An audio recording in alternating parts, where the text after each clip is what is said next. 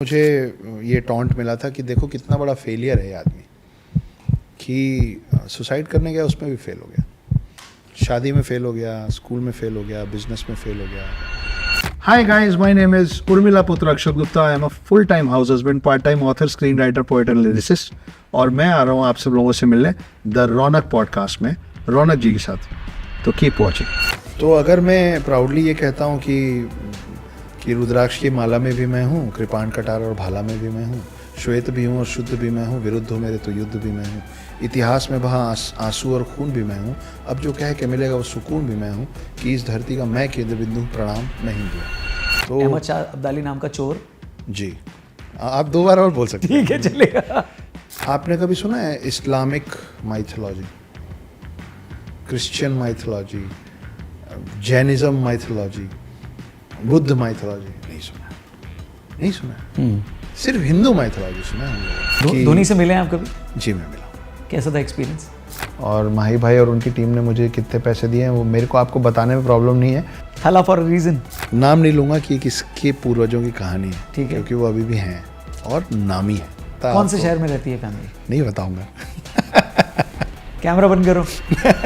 ज्ञानगंज नाम की एक जगह है जो कैलाश पर्वत में मानी जाती है, जो एक हिडन सिटी, जो अभी हम बात कर रहे थे कि सारे विलुप्त प्राणी वहाँ रखे जा रहे हैं. करेक्ट. अगले कल्प के लिए. जी. तो ये भी माना जाता है कि सप्तऋषि जो अभी के हैं वो भी वहीं रहते हैं और 7 चिरंजीवी भी वहीं रहते हैं. नागा साधु होता था, वो लड़ने आता था तो वो अकेला चल के आता था, क्योंकि वो पूरे भूत प्रेतों को सिद्ध करना सीख गया था. तो उसके इर्द गिर्द इतने सारे भूत प्रेत चलते थे जो आपको दिखते नहीं. ये में आदि गुरु शंकराचार्य जो थे, उनको ये बात उस समय समझ में आ गई थी कि आने वाला समय शास्त्रों के बलबूते जीत हार का निर्णय नहीं होगा, शास्त्रों के साथ शस्त्रों की जरूरत पड़ेगी. ऐसे मंदिर हैं जो रात को बंद हो जाते हैं, मगर जब सुबह खुलते हैं तो वहाँ पूजा पाठ हो चुकी होती है.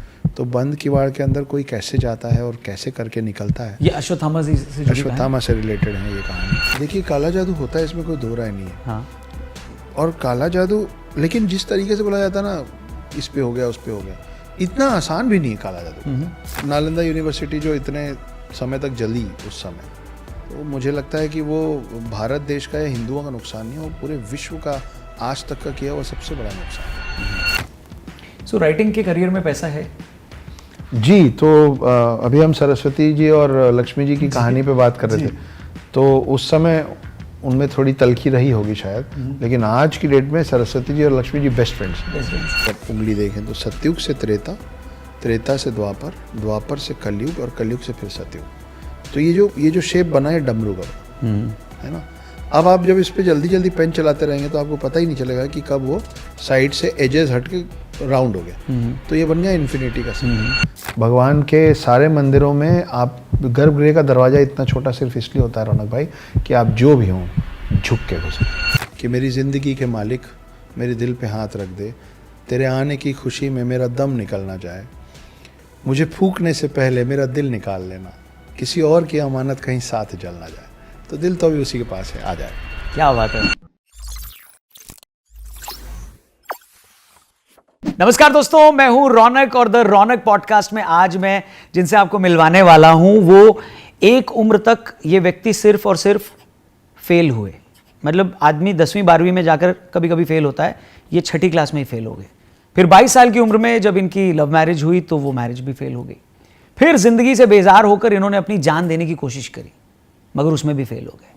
मगर इन सारे फेलियर के बाद जैसे तैसे उन्होंने खुद को अपने पैरों पर खड़ा किया, और फिर ऐसा खड़ा किया कि कंट्री के बेस्ट सेलिंग ऑथर बनने से लेकर सबसे ज्यादा डिमांड में रहने वाले पब्लिक स्पीकर बनकर अब आगे बढ़ रहे हैं. इससे पहले कि मेरे इंट्रो ये जो मैं दे रहा हूं ये इनके किसी नॉवेल से भी बड़ा हो जाए, प्लीज वेलकम सुपरस्टार लेखक Akshat Gupta. Thank you so much Raunak भाई. नमस्ते, कैसे हैं आप? बिल्कुल वैसे ही जैसे आप और मैं हर बार होते हैं. ये होता है मोटापे का असर. ये हेल्दी बॉडी, खाते पीते घर का आदमी, ऐसे थोड़ी मोटा. नहीं, हम जात से हलवाई हैं, 3 पीढ़ियों से होटल इंडस्ट्री के, खाते पीते तो होना पड़ेगा. हमारा पेट तो बाकी लोगों के टेबल में खाना भेज के टेस्ट करते करते ही हो जाता है. तो ऐसा बोलते हैं हलवाई खुद की मिठाई नहीं खाता, सही में है क्या ऐसा? नहीं, ऐसा नहीं. हलवाई अपनी मिठाई खुरचन खाता है. आखिरी में जब आपको सब हलवा और सब बांट दिया जाता है तो खुरच के हमारा डिनर हो जाता है. बहुत ही बढ़िया. सो वेलकम TRP यानी द रौनक पॉडकास्ट में आपका बहुत एक बार मैं स्वागत करता हूँ. जैसा कि मैंने बताया फेलियर, जी, छठी क्लास में फेल होने वाला बच्चा ये कब सोचता है या लाइफ के किस पड़ाव पर सोचता है कि अब उसका इंटरेस्ट ये है, और फिर बाद में वो एक ऐसा पब्लिक स्पीकर बनता है, एक ऐसा ऑथर बनता है जिसको लाखों करोड़ों लोग सुनने लगते हैं, फॉलो करने लगते हैं? ये ट्रांजिशन कब आया, ये बदलाव कब आया, ये आपको कब रियलाइज हुआ कि ये करना है?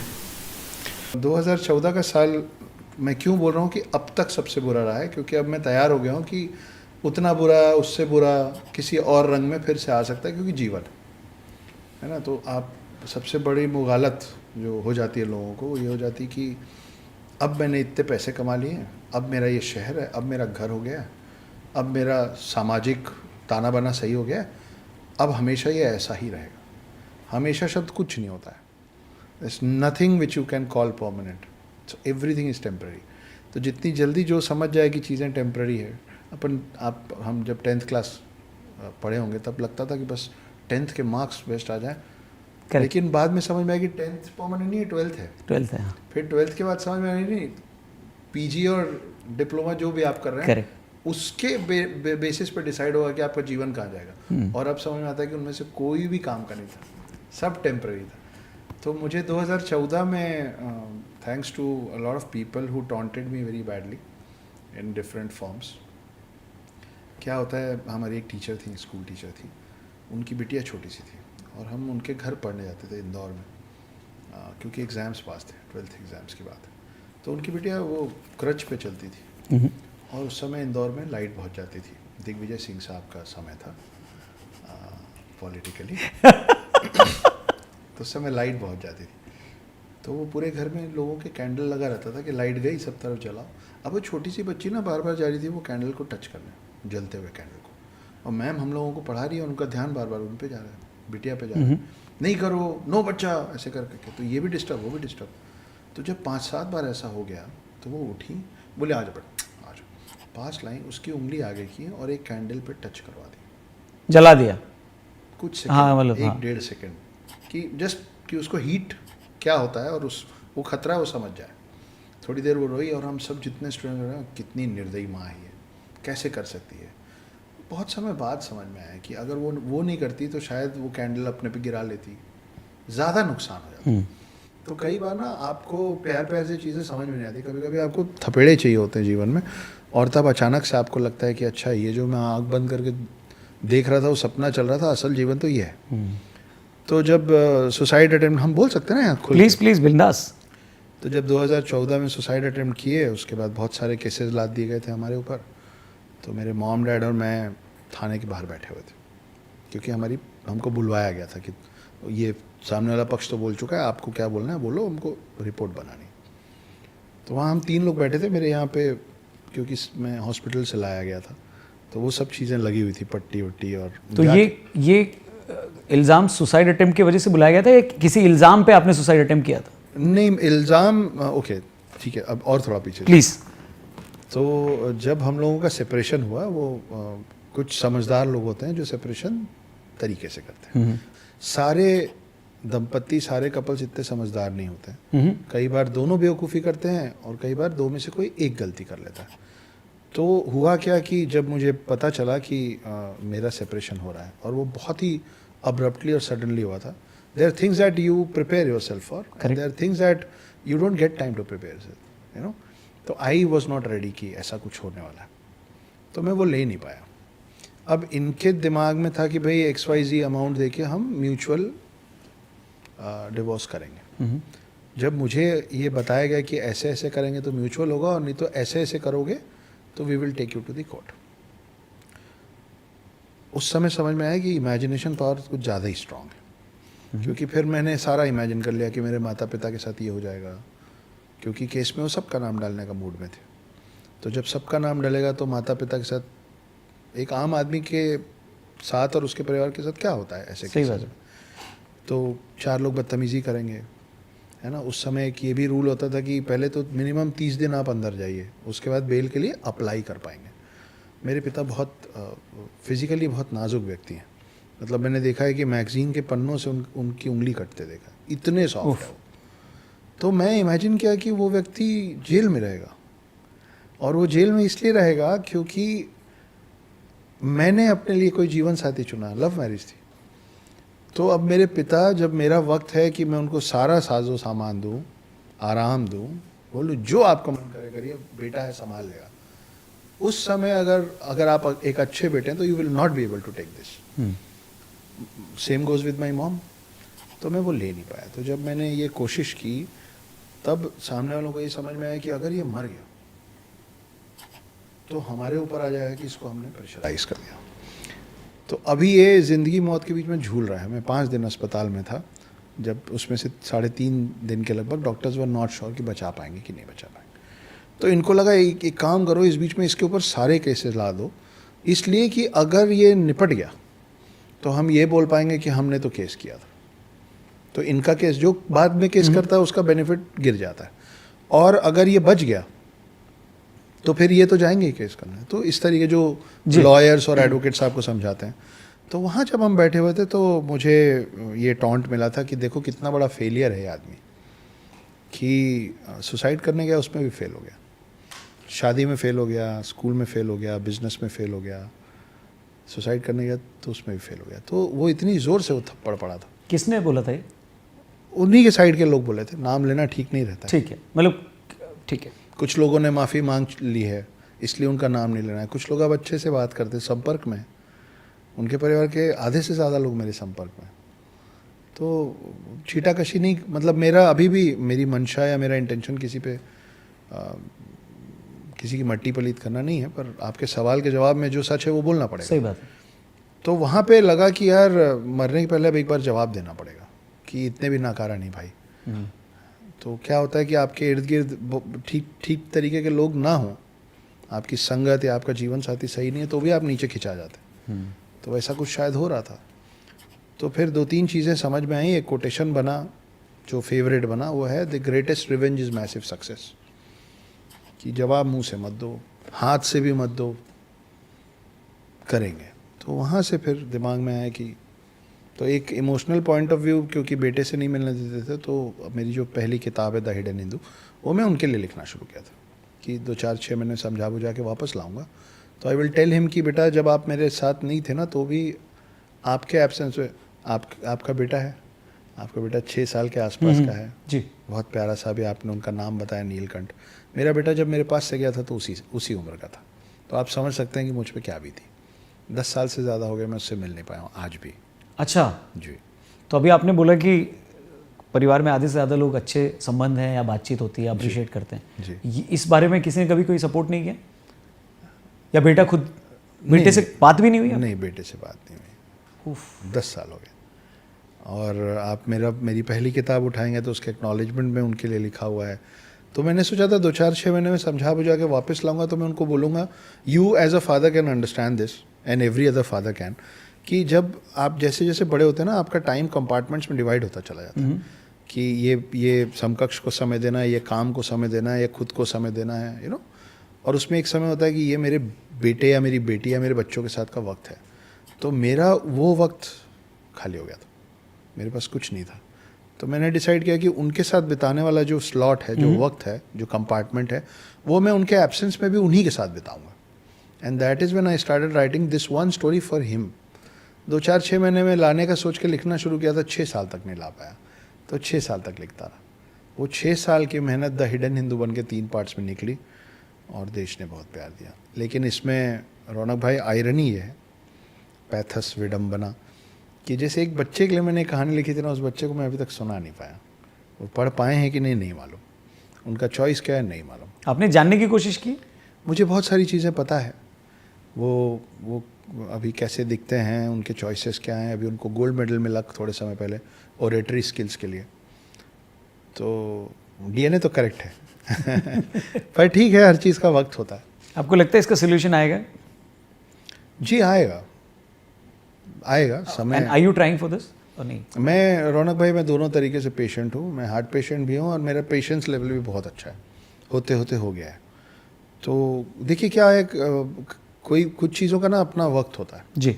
हर चीज़ को पुश या पुल करके जल्दी नहीं, पॉसिबल ही नहीं। तो मैं बहुत पेशेंटली इंतज़ार कर रहा हूँ। वो एक बहुत अच्छा गाना है, उसके 4 लाइन शुरुआत के हैं कि मेरी ज़िंदगी के मालिक मेरे दिल पे हाथ रख दे, तेरे आने की खुशी में मेरा दम निकल ना जाए, मुझे फूकने से पहले मेरा दिल निकाल लेना, किसी और की अमानत कहीं साथ जल ना जाए। तो दिल तो अभी उसी के पास है, आ जाएगा। क्या बात है, फैंटास्टिक। और आ जाएगा से आपकी किताब भी आ गई है, नागा जी, वॉरियर्स। जी कंग्रेचुलेशन सबसे पहले Thank तो। you so much, आपने thank वो you किताब मुझे दी है जी। और लोगों को स्क्रीन पर दिख भी रही है, और उस किताब का जो लिंक है वो डिस्क्रिप्शन में है, प्लीज़ उसे ज़रूर खरीदें, पढ़ें, और कैसी लगी प्लीज़ अक्षत भाई को भी ज़रूर टैग करके बताएं और हमें भी कमेंट करके बताएं। अगर ऑलरेडी लेकर पढ़ चुके हैं तो वो भी ज़रूर बताइएगा। नागाज और अघोरीज के बारे में आपसे जानना चाहेंगे कि हालांकि ये कहानी तो फिक्शन है, पर आपने पढ़ा तो होगा उनके बारे में। नागा साधु रौनक भाई, they are not easily accessible not because कि पहाड़ों में रहते तो चढ़ेगा कौन, एक्सेसिबल बिकॉज वो पसंद नहीं करते हैं भीड़ भाड़ या आपके मेरे आम लोगों को। मैं असली नागा साधुओं की बात कर रहा हूँ, उसमें भी अब बड़ा सारा डाइल्यूजन है जो आपके हमारे हाथ में है नहीं। तो उनका मानना ये रहता है कि तो, और बैकग्राउंड पे चलते हैं कि 7th-8th सेंचुरी में आदिगुरु शंकराचार्य जो थे, पहले आदिगुरु शंकराचार्य, उनको ये बात उस समय समझ में आ गई थी कि आने वाला समय शास्त्रों के बलबूते जीत हार का निर्णय नहीं होगा, शास्त्रों के साथ शस्त्रों की ज़रूरत पड़ेगी।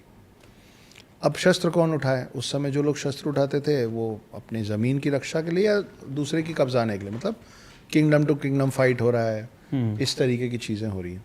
तो उस समय शस्त्र उठाने वाले लोग राजा होते थे, सैनिक होते थे, लेकिन उनमें से कोई धर्म की रक्षा के लिए शस्त्र नहीं उठा रहा था। तब आदिगुरु शंकराचार्य ने नागा साधु का सृजन किया था, मतलब created this clan called the Naga sadhu. और वहाँ से उनका मानना है कि हम शिव की संतान हैं, हम शिव की सेना है, क्योंकि आदिगुरु शंकराचार्य को शिव का एक अवतार भी माना गया। और तब से वो लोग सिर्फ धर्म की रक्षा के लिए खड़े हुए हैं। तो गोकुल जो कृष्ण की नगरी है जी, वहाँ पे अहमद शाह अब्दाली नाम का चोर अपनी सेना के साथ वहाँ हमला किया था, ये सोच के कि ज़्यादा मंदिर मतलब ज़्यादा खजाना। उन लोगों को ये नहीं मालूम था कि यहाँ नागा साधु का एक जत्था सम्मेलन पे बैठा हुआ है। और अपने चोर वर्ड जानबूझ के इसके डाकू भी बोल सकते थे। डाकू फिर भी थोड़ा सम्मानित हो गया है, क्योंकि फिर डाकू में कहीं कहीं रॉबिनहुड भी हैं। अच्छा, ठीक है, चोर। हाँ, मतलब कई लोग बोलते हैं शासक, मैं अपने आप को उनकी प्रजा नहीं मान सकता, तो मेरे लिए चोर। क्या बात है। तो अहमद शाह अब्दाली नाम का चोर। जी, आप 2 बार और बोल सकते हैं। ठीक है, चलेगा। तो वहाँ पे जो हुआ था, तो वो नागा साधुओं का जो जत्था था, वो जिस तरीके से इन लोग के हवा टाइट किए थे, जो जिस भयंकर तरीके से वो युद्ध हुआ था, उसको बीच में रखते हुए जब मैं व्हेन आई स्टार्टेड सर्चिंग, उस पर डॉक्यूमेंटेशन बहुत कम है, बहुत अच्छा। कम है। तो मुझे जगह मिल गई फिक्शनलाइज करने की, कि जब आप इमेजिन करते हैं कि यार 3,000 लोग 30,000 लोग से कैसे लड़े होंगे, वो भी ऐसे लोग जो ढाल और तलवार लेके नहीं खड़े या युद्ध की तैयारी से नहीं आए, तो सम्मेलन करने आए। तो युद्ध हुआ होगा तो कैसा हुआ होगा कि जिसमें उन लोगों की हालत ख़राब कर दी गई थी सामने वालों की। तो उसको फिक्शनलाइज करके, मेरा मानना है कि आज की के जेनजीज मार्वल और डीसी देखने वाले लोग हैं, और उन लोगों को आपको कुछ अच्छी चीज़ भी सिखानी है ना, तो थ्रू एंटरटेनमेंट ही सिखाना पड़ेगा। इसीलिए हम लोगों को हिस्ट्री का भी अच्छी नहीं लगी, क्योंकि उसमें एंटरटेनमेंट का क्वोशंट कम रहा है। तो मैं जो भी अपने बलबूते, अपनी सीमित समझ में, चाहे वो द हिडन हिंदू हो, चाहे वो नागा वॉरियर्स, चाहे आने वाली किताबें हों, मैं उसको इस तरीके से बनाने की कोशिश करता हूँ कि जो पढ़ें बहुत अच्छी बात है, जो ना पढ़ें, इसीलिए मेरी ज़्यादातर कहानियों पे फिल्में बन रही हैं। तो आप सीख लो, हंसते बोलते ही सीख लो, मस्ती में सीख लो, तो ऐसा। बट इनके अराउंड बहुत सारी मिस्ट्री है, और जी। उसको लेकर कोई आपका एक्सपीरियंस या कोई और ऐसी कहानी जो किताब के इतर हो? जी, मैंने कवर नहीं किया है। सेकंड पार्ट में कुछ और चीज़ें रोक के रखी हैं सेकंड पार्ट के लिए। तो ये किताब 2 पार्ट में है। सेकंड पार्ट रिलीज़ होगी नवंबर-दिसंबर में इसी साल। मुझे इस बात से बहुत परेशानी है कि मेरे रीडर्स या व्यूअर्स इस चीज़ का बहुत लंबे वक्त तक इंतज़ार करें कि कटप्पा ने बाहुबली को क्यों मारा। तो मैं जल्दी जल्दी निकालता हूँ, वेट नहीं कराता हूँ। नागा साधु, अब फिर मैं बोल रहा हूँ, पहले की बात कर रहा हूँ। नागा साधु में रौनक भाई एक से एक पावर्स होते थे, मतलब वो अपने आप को इतना वो कर लेते थे कि वो सिद्ध कर लेते थे चीज़ों को। तो जैसे हमारे में ना कि भाई भगवान का एक फुल फॉर्म है ना। करेक्ट। तो भूमि, गगन, वायु, व में आ की मात्रा अग्नि और न से नीर, तो जो इन 5 चीज़ों को सिद्ध कर ले वो भगवान कहलाता है। तो नागा साधु सारा कुछ सिद्ध नहीं कर सकते थे, लेकिन वो और इसके अलावा बड़ी सारी सिद्धियाँ हैं। तो वो अलग अलग चीज़ों पे मेडिटेट करके और उसका विद्या लेके चीज़ों को सिद्ध करना सीख गए थे। जैसे एक नरसिम्हा नाम का एक नागा साधु होता था, वो लड़ने आता था तो वो अकेला चल के आता था, बिल्कुल अकेला, कोई नहीं उसके साथ, वो कई 100 लोगों से लड़ने आता था और जीत जाता था, क्योंकि वो पूरे भूत प्रेतों को सिद्ध करना सीख गया था। तो उसके इर्द गिर्द इतने सारे भूत प्रेत चलते थे जो आपको दिखते नहीं थे। तो ये सब डॉक्यूमेंटेड है। हवा मैं अपने मन से हूँ फिक्शन राइटर, लेकिन ये सब फिक्शनलाइज नहीं कर रहा हूँ। फिर एक पूरा समुदाय था नागा साधु का जो पेड़ पौधों से संवाद कर पाता था। अच्छा। हाँ, एक कॉमिक्स होती थी, आई थिंक राज कॉमिक्स या तुलसी कॉमिक्स होती थी, उसमें एक किरदार था, मैं नाम भूल रहा हूँ किरदार का, जिसके बोलने पे शायद भेड़िया या कोबी कोई तो था, जिसके बोलने पे जंगल और पेड़ सब ब्रांचेस मूव होते थे। आपने वो फिल्म देखी होगी लॉर्ड ऑफ द रिंग्स, उसमें सेकेंड या थर्ड पार्ट में जो हुआ है वो हमारे उसमें लिखा हुआ है कि पहले, आज भी हम बोलते हैं ना कि 5 बजे के बाद पौधों को मत टच करो, वो सो जाते हैं। तो आपको किसने बताया कि 5 बजे पौधे सो जाते हैं? शायद पौधों नहीं बताया होगा आपको। तो एक समय था जब आप संवाद कर पाते थे जानवरों से। एक और पूरा क्लैन रहा है नागा साधु का जो पक्षियों से संवाद कर पाता था। तो वो पक्षियों से ही सब कुछ, आज जो हम लोग फिल्मों में, पुरानी फिल्म में देखते हैं ना, कबूतर के पैर में या चील के पैर में बांध के, तो उस चील को या कबूतर को मालूम है कहाँ जाना है, दूसरी तरफ कहाँ पहुँचना है। ये पहले संवाद, वो ये बहुत लेट में हुआ है कबूतर जा जा पहले से ही रहे कबूतर, जा पहले से ही रहे कबूतर, पहले कहाँ जाना है वो भी पता है, उनको बता के भेजा जाता था कि जाओ। तो इस तरीके की बहुत सारी बहुत इंटरेस्टिंग चीज़ें हैं। सम्मोहन की शक्ति नागा साधुओं में बड़ी कमाल की रही है बहुत लंबे वक्त से। तो इस तरीके आप इन सारी चीज़ों में बिलीव भी करते हैं? जी, मेरा बहुत, I am a staunch believer on all these things. और वो इसलिए नहीं क्योंकि अरे प्रणाम मैं हिंदू हूँ तो मेरे को तो, मैं तो मानूंगा ही मानूंगा बिना लॉजिक के। जैसे भी बोलते बोलते बात निकली ना कि भगवान का फुल फॉर्म ये होता है, तो इस पर कोई दो राय नहीं कि हम लॉजिकल लोग रहे हैं। अब नालंदा यूनिवर्सिटी जो इतने समय तक जली उस समय, तो मुझे लगता है कि वो भारत देश का या हिंदुओं का नुकसान नहीं है, वो पूरे विश्व का आज तक का किया हुआ सबसे बड़ा नुकसान है। तो अब हमारे पास ना उसके जले और उड़ गए हुए पन्ने बच गए हैं जिसमें आधे आधे लाइंस लिखे हुए हैं जो हमको ये बताते कि ऐसा करो, लेकिन वो जो आदत जल गया ना वो था कि क्यों करो। तो वो logical reasoning behind a lot of things is lost. But वही बात है ना, अभी जैसे आपने वोट दिया था, हाँ जी, तो आपके उंगली में अभी एक निशान है ना, महीने भर बाद, 1.5 महीने भर बाद वो निशान नहीं रहेगा। पर जब वो निशान मिट जाएगा ना, तो भी द फैक्ट विल रिमेन कि आपने वोट दिया था। तो हमारी बहुत सारे लॉजिकल एक्सप्लेनेशंस और why we did what we did के वो निशान मिट गए। लेकिन इसका ये मतलब नहीं है कि वो सब चीज़ इलॉजिकल। तो हाँ, मैं पुनर्जन्म को मानता हूँ, मैं इस तरीके की शक्तियों को मानता हूँ। और डेस्टिनी पे भी मानते हो आप? जी, डेस्टिनी पे मानता नहीं था, लेकिन बहुत समय बाद अभी 1-2 बड़े इंटरेस्टिंग वाक़या हो गए मेरे साथ। तो मैं अपना हाथ, अपना माथा, और ये मैं अभी 1-2 जगह बताया उन लोगों को कि मैं अपना हाथ, अपना माथा दिखाना पसंद नहीं करता। मेरा मानना है कि डेस्टिनी है तो जो लिखा है वो होगा। आप सोचिए कि अगर आज की डेट में मेरे को पता चल जाए कि मैं 3 महीने बाद मैं जा रहा हूँ मेरे राम से मिलने, है ना, तो फिर मैं अभी 3 महीने बुक का प्रमोशन नहीं करूँगा, मैं अपना कर्म करना छोड़ दूंगा ना, क्योंकि मुझे बता दिया जाएगा कि अरे 3 महीने, तो मैं सोचूंगा कि अपने लोगों के साथ समय बिता लो, अब तो क्या ही कर सकते हैं। इसलिए ये जान लेना कि आपके जीवन में आगे क्या होने वाला है वो आपके लिए अच्छी बात नहीं है। और डेस्टिनी में मैं इसलिए मानने लग गया, पहले डेस्टिनी तो मैं मानता ही था, लेकिन ये सब चीज़ों पे मेरा विश्वास तब बढ़ा, अभी मैं किसी के घर पे डिनर पे इनवाइटेड था। अब मुझे लगा था कि वो परिवार और मैं वहाँ पहुँचा तो उन्होंने बहुत सारे लोगों को बुला रखा था। अब जब आप वहाँ हैं तो आपको सबको अटेंड करना है, तो मैं सबको अटेंड कर रहा था। उसमें कोई पंडित जी थे और डिनर टेबल पे वो बिल्कुल अक्रॉस द टेबल मेरे सामने बैठे थे और बोले मैं अक्षत जी के बारे में बताऊँगा। मैं बोला बेड़ा गर्क हो तुम्हारा। लेकिन बाकी सब लोगों को मज़ा आ रहा था, बोले बताइए बताइए, तो हम बीच में फंस गए थे। तो जब वो बोलना चालू किया तो आई वॉज लीस्ट इंटरेस्टेड कि अब कुछ तो भी देंगे, वही सब कि ये आदमी मेहनत बहुत करता है, जेनेरिक। हाँ, लेकिन इसको उसका फल नहीं मिलता। हर आदमी को यही लगता है कि हाँ यार मैं मेहनत बहुत करता हूँ। ऐसे ना न्यूज़पेपर में भी हॉरोस्कोप में आता है, हाँ। जो मकर में है वो 2 दिन बाद मीन में आ जाएगा, जो मीन का होता है वो 3 दिन बाद वृश्चिक का आ जाएगा। हाँ। तो वही होता है, वो मोर और लेस सेट है, हाँ। तो चेंज करते हैं। फाइनेंशियल डिसीजन लेने से बचें। हाँ, गर्मी से लू लग सकती है, तबीयत खराब हो सकती है। यही तो वृश्चिक का था 3 दिन पहले। होता है। पर उन्होंने कुछ बताया इंटरेस्टिंग फिर? हाँ, तो मैं बिल्कुल अनइंटरेस्टेड सुनना पड़ रहा था, तो मैं सुन रहा था।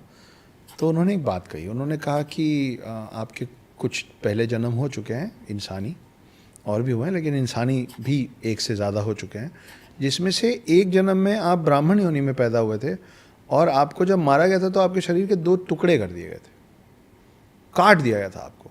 आपका आधा शरीर उन लोग को कभी नहीं मिला, आपके परिजनों को। अरे बाप रे। और आपके बच्चा जो आधा शरीर उनका आपका मिला था, उसको डाल के उन्होंने आपका अंतिम संस्कार कर दिया।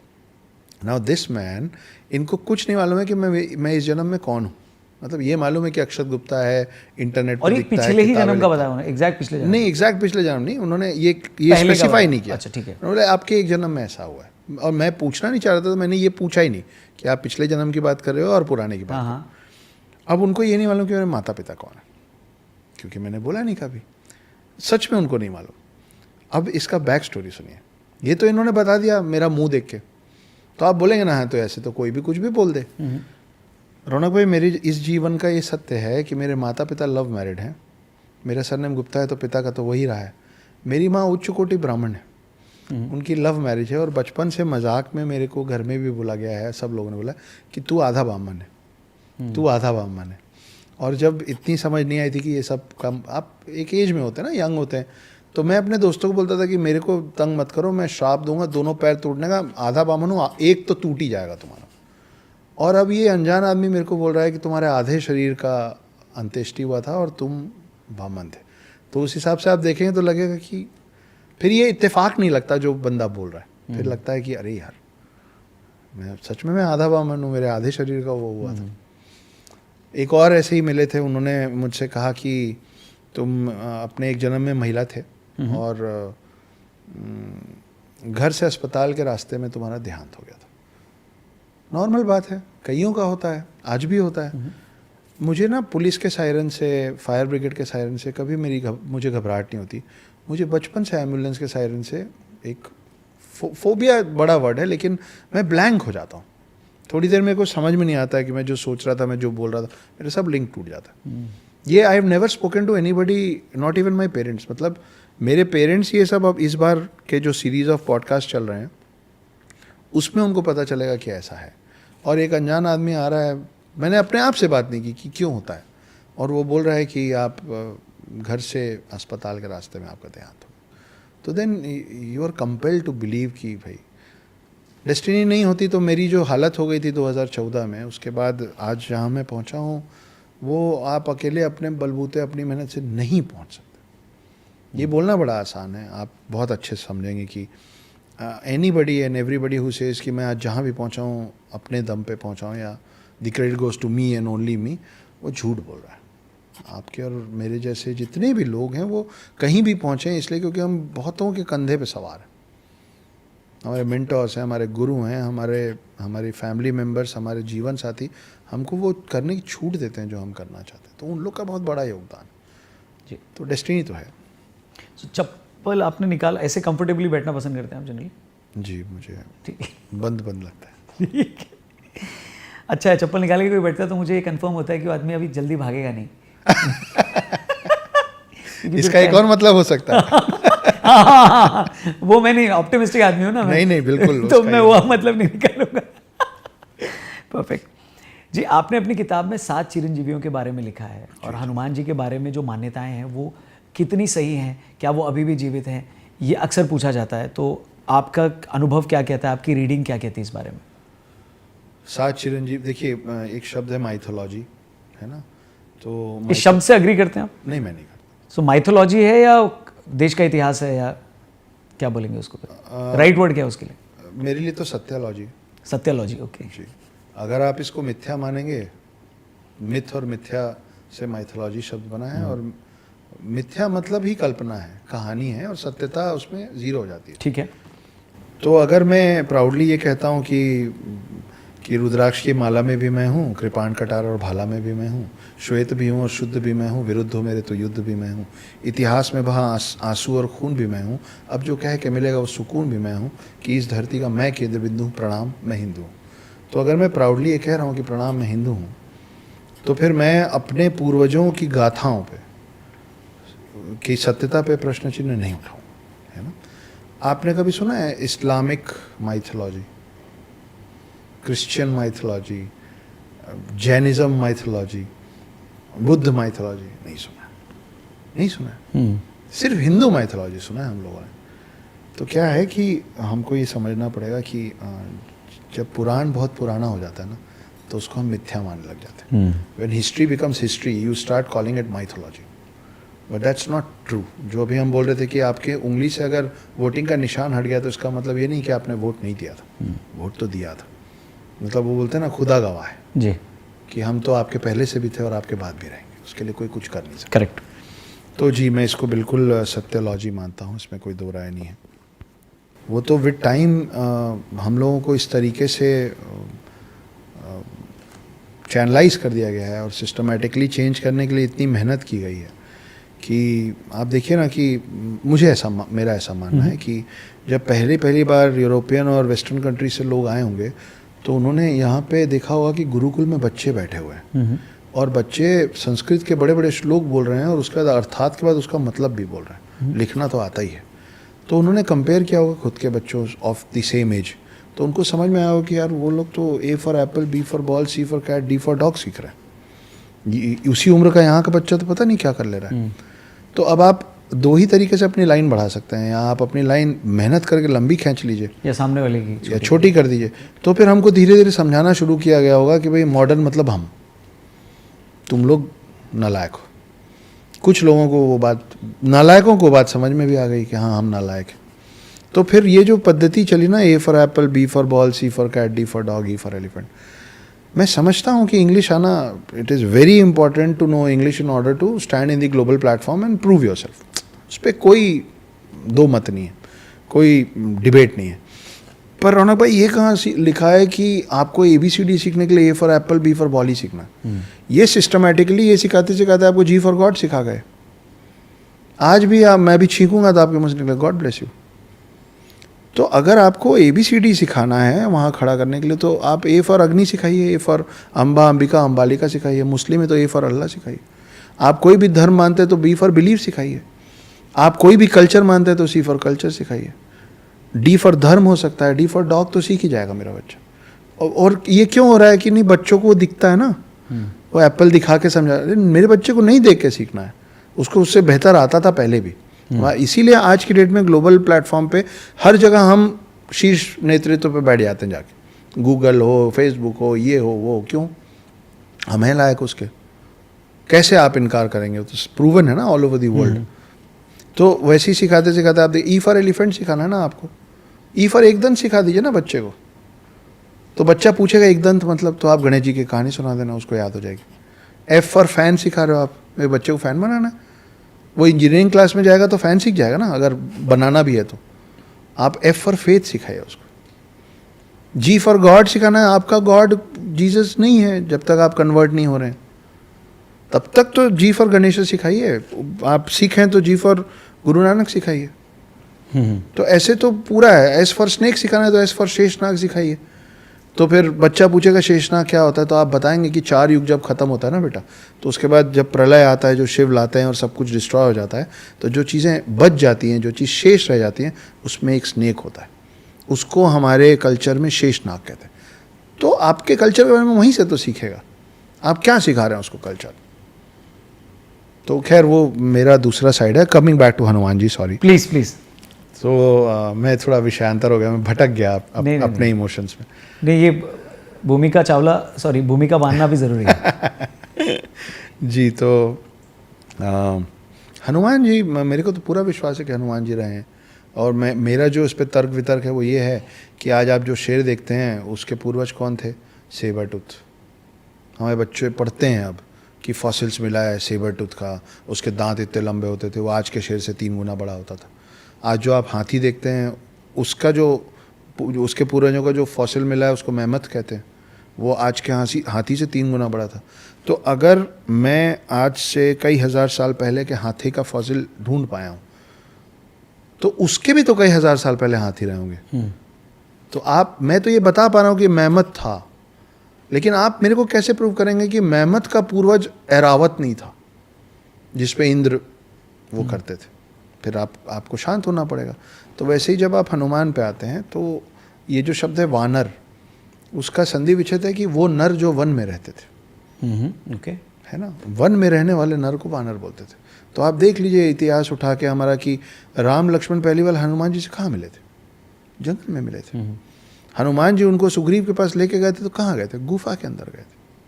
ठीक है, आपका साइंटिफिक नेम होमो सेपियंस, ये आपको पढ़ाया गया है, सिखाया गया है कि आपके पूर्वज बंदर हैं। ठीक है, लेकिन क्या आज इन प्रेजेंट बंदर में सिर्फ एक ही प्रजाति है क्या? बहुत सारे हैं ना। करेक्ट। किसी का मुंह अलग है, किसी का शरीर अलग है, कोई कैसे बिहेव करता है, कोई कैसे बिहेव करता है। तो ये एक एडवांस्ड क्लैन था। जब आपकी शुरुआती जो हनुमान चालीसा में लाइन में एक शब्द आता है कपि तिहु लोक उजागर, तो कपि नाम था इस क्लैन का, जो कि जिसके एक वो हनुमान थे जी। तो इस पे तो कोई दो राय मेरे को लगता ही नहीं कि हनुमान जी थे। और 7 चिरंजीवियों में से एक हैं, सबसे ज़्यादा पूजनीय हैं, राम और कृष्ण दोनों से मिले हैं। तो 7 चिरंजीवियों के नाम कईयों को नहीं पता है, तो मैं एक बार बता देता हूँ। प्लीज़। एक हनुमान जी हैं, एक अश्वत्थामा है, एक परशुराम है, एक कृपाचार्य हैं जो कि अश्वत्थामा के मामा थे, फिर एक राजा बलि हैं जिनके लिए विष्णु जी को वामन अवतार लेना पड़ा था। ये राजा बलि का परिवार विष्णु जी को बहुत बार वेलकम किया है अर्थ में। 3 बार विष्णु जी के 3 अलग अलग अवतार तो सिर्फ इसी असुर के पूर्वजों की वजह से रहे। तो वामन अवतार हैं। उसके बाद आप आ जाइए विभीषण जो रावण के भाई थे, और वेदव्यास जिन्होंने महाभारत लिखी है। अब ये भी आयरॉनिकल है कि हम लोग विभीषण को ट्रोल करते रहते हैं, घर का भेदी लंका ढाए। वो तो अपने भाई और अपने लंका और अपने असुरों के क्लैन से लड़के आपका और मेरा साथ दिया था। हमारे भगवान को बताया था नाभि में मारी, नाभि में है। तो इसीलिए तो ट्रोल हो रहा ना भाई। तो नहीं, तो लंका वाले बोले ना कि घर का भेदी लंका ढाए। हमको तो भाई आपके भगवानों ने जिसको क्या बोलते हैं चिरंजीवी का वरदान दे दिया, आप उसको ट्रोल कर लेते हैं। ये रॉन्ग है, हम नहीं खेलेंगे, फाउल है ये। तो ये हैं। अब अश्वत्थामा एकलौते श्रापित हैं, बाकी 6 लोगों को वरदान मिला है, लेकिन बहुत सारे लोगों को नहीं पता है कि अश्वत्थामा खुद भी शिव के अवतार है। तो इनका सर्च हुआ है कभी? इनको ढूंढने की कोशिश हुई है? किसने किया है? क्या कुछ मिला है? क्या कुछ पाया है? कई ऐसी वीडियोस आती हैं बड़ी जिसमें कहा जाता है कि ये देखो यहाँ पे शायद दर्शन हुए हैं हनुमान जी के, या फिर अश्वत्थामा जी के बारे में भी मैं जानना चाहूँगा कि उनको लेकर भी लोग कहते हैं, मान्यताएं हैं कि वहाँ देखे गए या वहाँ से कुछ स्टोरी आई। तो इस पे क्या विचार है आपका? क्या मिस्ट्री है ये, या कभी कोई सबूत? क्योंकि सब लोग मानते हैं, सबूत मानते हैं भाई। बहुत मतलब पहले तो बहुत सारे लोगों ने इन लोगों को ढूंढने की कोशिश की है, लंबी फहरिस्त है लोगों की, लेकिन उस फहरिस्त का जो आखिरी सिरा है, आखिरी आदमी जो है वो आपके सामने बैठा है। तो आपने हनुमान जी को ढूंढने की कोशिश नहीं, मैं द हिडन हिंदू में मैंने 7 चिरंजीवी, मैंने एक किरदार बनाया जिसका नाम ओम शास्त्री है। ओके। और वो बोल रहा है कि मैं 8वां चिरंजीवी हूँ, जिसके बारे में दुनिया ने अभी तक ना कभी सुना है ना कभी पढ़ा है। और मैं ढूंढ रहा हूँ 7 चिरंजीवियों को। अब तक मैं छुपा हुआ था इतिहास के पन्नों में, अब बाहर आया उन लोगों को ढूंढने में। मैं 4 युग जी चुका हूँ। मैं सतयुग से भारत, देवभूमि भारत में हूँ, अब पकड़ में आया हूँ। मैं राम से भी मिला हूँ, कृष्ण से भी, लेकिन I am none of those 7 immortals. तो उस कहानी के माध्यम से क्या मालूम है ये चिरंजीवी में से कोई मेरी किताब पढ़े और बोले तुमको बहुत शौक है, मैं आता हूँ मिलने तुमसे। तो हम इंतज़ार में हैं। लेकिन हाँ, बहुत सारी कहानियाँ हैं। अश्वत्थामा की कहानियाँ मध्य प्रदेश में चल रही हैं, हमेशा से चलती आई हैं। ऐसे मंदिर हैं जो रात को बंद हो जाते हैं, मगर जब सुबह खुलते हैं तो वहाँ पूजा पाठ हो चुकी होती है। तो बंद किवाड़ के अंदर कोई कैसे जाता है और कैसे करके निकलता है, ये अश्वत्थामा से जुड़ी अश्वत्थामा से रिलेटेड है ये कहानी। फिर बस्तर में कृष्ण जी का एक मंदिर है, उसको हमें गया था बचपन में अपने स्कूल फ्रेंड्स के साथ। तो उस मंदिर के लिए कहा जाता है कि एक समय है शाम का जब किवाड़ बंद हो जाता है, उस मंदिर मतलब जो गर्भगृह है उसके अंदर एक बेड लगता है, और उस बेड को मैंने देखा है अपनी आंखों से। वो बेड को पंडित जी, जैसे हमारे होटलों के हाउस कीपर होते हैं ना, कि जो बिल्कुल नीट एंड क्लीन, करेक्ट, तो वो उस बेड को उतना बिल्कुल टाइट, नीट एंड क्लीन करके और अपना पूजा पाठ शाम को 6:30-7 बजे करके मंदिर बाहर से लॉक कर दिया जाता है। और हर रोज़ निरंतर 365 दिन जब उस मंदिर को सुबह खुला जाता है और अंदर जाते हैं ना, पूरा बिस्तर बिखरा होता है, तो माना जाता है कि कृष्ण वहाँ आराम करने आते हैं, वो कृष्ण की शैया है। तो ये एक बड़ी इंटरेस्टिंग कहानी है। तो और बहुत सारी हैं। हनुमान जी, अभी जैसे मैंने एक जगह पे बताया था कि मेरी पैदाइश एक छोटे से गांव में हुई है जिसका नाम अंबिकापुर है, डिस्ट्रिक्ट सरगुजा, छत्तीसगढ़। बहुत प्यारे लोग हैं, सीधे साधे लोग हैं, आपस में लड़के ख़त्म कर लेते हैं, कोई बात बड़ी बनती नहीं है। वहाँ से फिर रायपुर, इंदौर, मुंबई देख के अब वो लोग और ज़्यादा प्यारे लगते हैं।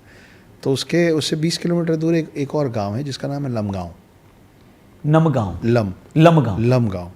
वहाँ पे बहुत सालों पहले एक किसान को सपना आया, और लगातार 2-4-5 दिन तक सपना आया। हनुमान जी बोले मैं पेड़ के अंदर फंस गया हूँ, एक पेड़ में फंसा हुआ हूँ, निकालो मेरे को। मैं एक दिन सपने को इग्नोर किया, दूसरे दिन किया, 3-4-5 दिन जब ऐसा हो गया तो गया कुल्हाड़ी खरीदने। तो दुकान, छोटा सा गांव, सब एक दूसरे को जानते हैं। तो दुकान वाले ने बोला कि तू किसान है, तू कुल्हाड़ी क्यों खरीद रहा है? बोले वो एक पेड़ काटने जाना है। पेड़ काटने जाना? तू क्यों पेड़ काटने जाएगा? तो बोले यार मेरे को ऐसे, बता दिया कि यार मेरे को ऐसे ऐसे सपना आता है, हनुमान जी मेरे को जंगल के अंदर पूरा रास्ता बताया, वो एक पेड़ है, मेरे को उसको काटना है उसके अंदर। तो गांव वाले मजाक उड़ाने लग गए कि पगला गया है, सठिया गया ये। तो बोले चल हम भी चलते, चल, फुर्सती तो बहुत होता है। तो कुछ लोग गए, और फिर जब उस पेड़ को काटा गया तो उसको पता था कि इस हाइट के ऊपर से काटना है, इसके नीचे काटूंगा तो हनुमान जी को चोट लग जाएगी। अच्छा। हाँ। तो जब वो पेड़ काटा गया तो उसके अंदर सच में हनुमान जी की मूर्ति निकली, जो अभी तक बढ़ रही है। वो छोटी सी मूर्ति निकली थी, उसका साइज हर कुछ साल में कुछ इंच बढ़ता है। ये फैक्ट है। आप जाइए लमगांव, आप देखिए, आप मिलिए पंडित से, वो अब इतना बड़ा होने वाला है कि बहुत जल्दी, कुछ सालों के अंदर उसकी छत तोड़ के नया छत बनाना पड़ेगा। तो लोग होते हैं ऐसे टाइम में भी कि वो हनुमान जी को ढूंढने के लिए निकल पड़े हैं, या अश्वत्थामा जी को ढूंढने के लिए निकल पड़े हैं, या इन 7 चिरंजीवियों में से किसी से मिलने निकल पड़े हैं।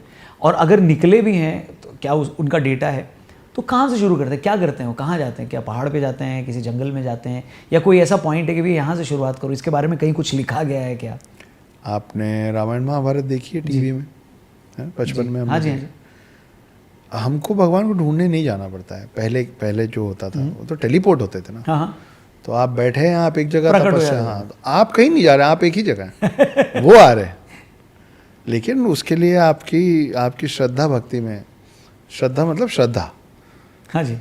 क्या नाम है, कपूर नहीं, हाँ हाँ है ना, वो हम कपूर लगा के श्रद्धा करते हैं। तो आपकी श्रद्धा भक्ति में उतनी शक्ति होनी चाहिए। लेकिन अब हम लोग इंटरनली और एक्सटर्नली इतने एक्सपोज हो गए हैं और इतने डाइल्यूट हो गए हैं कि ऐसा माना जाता है कि अब वी कांट रीच देम, अब हमारी पहुंच ही नहीं है वहाँ तक। पर एक बात ये भी कही जाती है ना अक्षत भैया कि अगर आपको उन्हें ढूंढना है तो वो ऐसी जगह पर नहीं आएंगे कि भैया हम लोग यहाँ पे पॉडकास्ट कर रहे हैं तो यहीं आ जाएं या हमको सिग्नल पे मिल जाएं। जनरली ये मान्यता होती है कि वो कहीं पहाड़ में मिलेंगे या किसी ऐसे टेरेन में मिलेंगे जो बाकी लोगों के एक्सेस से बहुत दूर है, और तभी वो वहाँ पर आपको दर्शन भी देंगे। और वो आपकी परीक्षा भी होती है कि भैया थोड़ी मेहनत करो, मुझ तक पहुँचो, तब मैं करूँगा। और ऐसे ही महाअवतार बाबा जी के लिए भी कहा जाता है कि उनको ढूंढने के लिए बहुत लोग निकले, कि शायद हिमालय में जाएंगे और कोई ऐसा पॉइंट है वहाँ पर उनसे मिलेंगे, या वहाँ कई सारे संत हैं जो बैठे हैं, हवन कर रहे हैं, यज्ञ कर रहे हैं। तो आपका थियरी है कि भाई आपको बुलाइए, आप उनको, आपको अपने आप को ऐसा करिए कि वो प्रकट हो, आप मत ढूंढने जाइए। मैं आपको एक कहानी सुनाता हूँ और एक इमेजिनेशन देता हूँ, ठीक है? ये जो कहानी मैं सुना रहा हूँ मुझे किसी ने सुनाई थी, मुझे बड़ी इंटरेस्टिंग लगी, तो मैंने सोचा साझा कर देते हैं। नाम नहीं लूँगा कि किसके पूर्वजों की कहानी है, ठीक है, क्योंकि वो अभी भी हैं और नामी है। अच्छा। तो एक बहुत गरीब परिवार था और वो लोग हिंदू नहीं है। अब वो आप सोचें और कमेंट बॉक्स में लोग बताएं कि ये किसकी बात हो रही है। तो बहुत ज़्यादा दरिद्रता थी, बहुत ज़्यादा गरीबी थी, तो वो परेशान थी। उस घर की फीमेल, छोटा परिवार था, 2-3-4 लोगों का। तो उनके पास में कोई हिंदू परिवार रहता था, तो पड़ोसन फ्रेंड्स। तो उसने बोला कि हमारे में तो सब भगवानों को अलग अलग पदवी दी गई है, तो हमको पैसों की ज़रूरत होती है तो हम लक्ष्मी जी की पूजा करते हैं। लक्ष्मी जी आती है, फिर आशीर्वाद दे के जाती है, फिर बहुत पैसे आते हैं। तो उसको वो बात समझ में आ गई। तो बोले बताइए कैसे करते हैं पूजा। तो उन्होंने पूरा विधि विधान बता दिया, साथ में उन्होंने मंत्र बता दिया, ये पूजा करना शुरू कर दी। ये 3-4 पीढ़ी पहले की बात कर रहा हूँ मैं, है ना, मतलब वो त्रेता युग और द्वापर युग की बात नहीं हो रही है, अभी अभी की बात हो रही है। तो वो खूब पूजा पाठ की, बहुत कई महीनों सालों तक वो लगी रही, और उनकी टूटी फूटी झोपड़ी में, बहुत ज़्यादा गरीब लोग, उनकी टूटी फूटी झोपड़ी में लक्ष्मी जी सही में आ गई और बोली कि मैं बहुत प्रसन्न हूँ, मतलब तो इस कलयुग में ऐसी भक्ति तो मैंने नहीं देखी थी, तो मैं आ गई, मांगो क्या मांगती हो। तो उसने बोला, उसको एक बैक स्टोरी, लक्ष्मी जी की बैक स्टोरी नहीं पता थी, तो उसने बोला अब जो आप आ गई ना, अब आप बस यहीं विराजे रहिएगा, आज अब इस परिवार, इस घर, इस झोपड़ी से जाना नहीं कहीं। अच्छा। तो लक्ष्मी जी ने बोला ये तो पॉसिबल ही नहीं भाई, जाना पड़ेगा। हाँ। विष्णु जी के साथ जो कॉन्ट्रैक्ट है उसमें एक क्लॉज है, जो उन्होंने मुझे वरदान दिया है, मुझे गिफ्ट दिया है, तो गिफ्टिंग कॉन्ट्रैक्ट जो है उसमें एक क्लॉज है कि आप पृथ्वी में जिसको चाहें, जितना चाहें धन धान्य दे सकती हैं, लेकिन मैं जब चाहूँ वापस ले लूँगा। तो जब ये बात बैकुंठ धाम में पहुंची तो सरस्वती जी को पता चली, सरस्वती जी बोले हमको भी गिफ्ट चाहिए। वो भी आई, विष्णु जी बोला ये फाउल है, आपने उनको गिफ्ट दिया, मेरे को भी चाहिए। तो बोले हाँ ये तो हो गया गड़बड़, बताइए क्या चाहिए। बोले जो भी चाहिए लक्ष्मी जी से बेहतर चाहिए। तब विष्णु जी ने बोला था ठीक है, आप पृथ्वी में जिसको चाहें, जितना ज्ञान चाहें, आप ज्ञान की देवी हैं, जितना ज्ञान चाहें दे दीजिए, आपके गिफ्टिंग कॉन्ट्रैक्ट में कोई क्लॉज नहीं है, उसको मैं भी वापस नहीं ले सकता। तो इसीलिए ज्ञान जब आता है तो हमेशा रहता है। लक्ष्मी जी आती जाती रहती। तो लक्ष्मी जी ने उस महिला को बोला कि नहीं बेटा ये तो नहीं हो सकता है, आई हूँ तो जाना तो पड़ेगा, कुछ और मांग ले यार। तो थोड़ी देर वो लेडी सोची और बोली ठीक है मैं आपको एक गिलास पानी पिलाना चाहती हूँ अपने हाथों से, जब तक मैं पानी ला के अपने हाथों से आपको ना पिलाऊँ तब तक आप नहीं जाएंगे। अच्छा। तो बोली ठीक है। बोली मैं आती हूँ कुएं से पानी लेके। वो कुएं में जाके कूद गई, वो कभी लौटी ही नहीं, लक्ष्मी जी फंस गई। तो उस परिवार के लिए आज भी माना जाता है कि वो कितना बांट लें, कितना दे दें, कितने बड़े बड़े डील्स और प्रोजेक्ट्स छोड़ दें, उनके पास से समृद्धि ख़त्म नहीं हो सकती, नहीं होती है और आगे भी नहीं होगी, क्योंकि लक्ष्मी जी वहाँ ठहर गई। तो ये तो कहानी जो आप बोल रहे हैं ना कि हाँ। आती हैं कि हमको जाना होता है, तो ये फैमिली अभी भी है? तो आपको कहीं जाना नहीं होता। कौन से शहर में रहती है फैमिली? नहीं बताऊंगा। कैमरा बंद करो। बंद करो, मेरे को जानना है कौन है। कैमरा बंद होने के बाद में बताया आखिरी। तो अभी भी जो पैटर्न है वो तो पुराने उन्हीं लोगों का सेट है कि तुमको कहीं नहीं जाना है यार, तुम मेरी भक्ति करो, बाकी सब मैं संभाल लूँगा। तो अगर आप भक्ति में उनको याद करेंगे ना तो वो भी वही संभालेंगे, आपको कहीं नहीं जाना है। तो ये तो एक कहानी हो गई। अब मैं आपको एक इमेजिनेशन देता हूँ जी। अब तो शायद नहीं करते होंगे, पर कभी ट्रेन में, मेट्रो ट्रेन में सफ़र तो किए ही होंगे। हाँ जी, हाँ जी। है ना। आप सोचिए, इमेजिन कीजिए कि आप बैठे हुए हैं मेट्रो ट्रेन में या लोकल ट्रेन में, किसी भी ट्रेन। हाँ जी। और आपको एक बुज़ुर्ग आदमी दिख रहा है जो आपके सामने बैठ के इस तरफ किसी को देख के मुस्कुरा रहा है। तो आपने देखा कि ये बुज़ुर्ग आदमी शर्ट पहना है, पेन लगा हुआ है, पेन लीक कर गया है, शर्ट ख़राब हो गई है ना, और शर्ट के बटन के बीच से उसको जनेऊ दिख रहा है, हाथ में रक्षा सूत्र बांधा हुआ है, लंबी सी दाढ़ी है, बड़े से बाल हैं, वो देख के किसी को मुस्कुरा रहा है। तो आपको लगा कि किसको देख के मुस्कुरा रहा है। तो आपने जब इधर पलट के देखा तो कि एक माँ के गोद में एक छोटा सा साल सवा साल का बच्चा है, वो उसको देख के, मतलब वो अपने जीवन के आखिरी पड़ाव में वो देख के मुस्कुरा रहा है एक ऐसे बच्चे को जो अपने जीवन के पहले पड़ाव में। ठीक है, बच्चा भी रेसिप्रोकेट कर रहा है, वो जैसे हम लोग बच्चों के साथ मुंह बनाते हैं ना, हाँ। तो वो भी, आपने देखा दोनों चीज़ों को, आप फिलोसफिकली सोच लिए कि देखो आखिरी पड़ाव पहला पड़ाव मिल रहे हैं। अगली जगह वो ट्रेन रुकी, वो बुजुर्ग उठा और चला गया। आपको नहीं पता ना वो कौन था, क्या मालूम कि ये जो 1 सवा साल का बच्चा है ये जब 40-50 साल का हो और ऐसी ही किसी जगह पे बैठा हो तो भी वो बुजुर्ग शर्ट चेंज करके बैठा हो। क्या मालूम हो परशुराम हो, क्या मालूम हो कृपाचार्य हो, क्या मालूम हो वेद व्यास हो। तो हो सकता है अब आज की डेट में चीटिंग है, इसका कुछ फॉर्मेट होना चाहिए, ऐसे तो फिर नहीं। आज की डेट में देखिए वो चिरंजीवी हैं और वो पृथ्वी छोड़ के जा नहीं सकते। और पृथ्वी में आप तो कुछ छोड़ते नहीं, हम तो सब जगह कब जाने में लगे हुए हैं, है ना। हम बोलते हैं वो फलाने शहर में चीता निकल के आ गया, अरे फलाने शहर में चीता नहीं आया, तुम चीते के शहर में घुस गए हो। अब वो बेचारा कहाँ जाएगा, आपको पहाड़ भी चढ़ना है, सब जानना है, पूरी दुनिया समझनी है। तो अब इनके पास भी तो नैरो डाउन होता जा रहा है ना कि कहाँ जाएं कि जहाँ ये लोग ना दिखें। तो तो आज की डेट में अगर आप सोचिए अश्वत्थामा या परशुराम आएंगे तो खड़ाऊ पहन के और घोड़े के रथ पे थोड़े आएंगे धनुष लेके। उनको तो मिंगल होकर चलना पड़ेगा ना कि हमको हमारे पड़ोसी के बारे में नहीं पता रहता, हमें बिल्डिंग में कौन रह रहा है क्या कर रहा है नहीं पता रहता। तो क्या इसलिए हमारे कल्चर में ये कहा गया है कि सबको ऐसे ही देखो भैया, क्या पता किस में कौन हो जाए। सच है, ये भी तो बोला गया है कि हर 24 घंटे में आपके ज़ुबान पे एक बार सरस्वती बैठती है, इसीलिए कभी अशुभ मत बोलो किसी के लिए, क्या मालूम लग जाए। इसीलिए बोला जाता है कि कभी ये मत बोला करो कि अगर मैं मर गया तो, अरे उसी समय बैठ गए तो निकल लोगे तुम। तो हम लोगों की बहुत सारी मान्यताएं हैं और सब मान्यताओं के पीछे उसके तर्क वितर्क हैं। हमने हर जानवर को कोई ना कोई भगवान से जोड़ रखा है। आप सोचिए, जब आदमी मांस खाता था, आज भी खाता है, लेकिन जब पहले सिर्फ मांस खाता था और शिकार करता था, आज तक हाथी कैसे बचे हुए? सोचिए कि एक कबीला, 100 लोगों का एक कबीला, एक हाथी को मार लेंगे तो 2-4-5 दिन का खाना तो उनका निपट जाएगा ना। वो 100 खरगोश मारते थे लेकिन वो एक हाथी को नहीं मारते थे। हाथी न छुप सकता है, न तेज भाग सकता है। हाथी का शिकार करना सबसे ज़्यादा आसान, फिर भी हाथी फल फूल रहे हैं क्योंकि आपने उनको गणेश जी से जोड़ दिया। एक डर बना दिया कि अगर हाथी को नुकसान पहुंचा, सीधे गणेश जी को गुस्सा आएगा। गणेश जी को गुस्सा है, गणेश जी के पप्पा हैं शिव जी, सोचो तुम्हारी क्या दुर्गति होगी। वो अभी भी बचे हुए। आपने खरगोश को नहीं जोड़ा, आपने चूहे को जोड़ दिया क्योंकि चूहे इंसानी लोगों के बीच में रहते हैं। आपने गाय को जोड़ दिया, आपने बैल को नंदी बना दिया। तो आपने हर जानवर से अपने आप को इस तरीके से जोड़ दिया है और हर जानवर को एक भगवान से जोड़ दिया है कि वो सुरक्षित रहे। लॉजिकल लोग तो हम हैं ही। बेचारा मुर्गा और बकरी ये देख के कितना परेशान है। बहुत। हमको क्यों नहीं जोड़ा बे? बहुत। हमसे क्या गलती होगी? हमसे क्या गलती होगी माई बाप? बकरे को जोड़ा है वैसे। हाँ, जब सती अच्छा। शिव जी की जो समकक्ष थी सती, जब उन्होंने आत्मदाह कर लिया था क्योंकि राजा दक्ष ने शिव का तिरस्कार कर दिया था। तो राजा दक्ष कौन थे? मानस पुत्र थे, मतलब ब्रह्मा जी के पुत्र थे। तो गुस्से से शिव जी ने अपनी जटा का एक बाल तोड़ के ज़मीन में पटका था और तब उनका अवतार निकला था वीरभद्र, जो गया था और राजा दक्ष मतलब शिव जी के ससुर, उनका गला काट दिया था गुस्से में।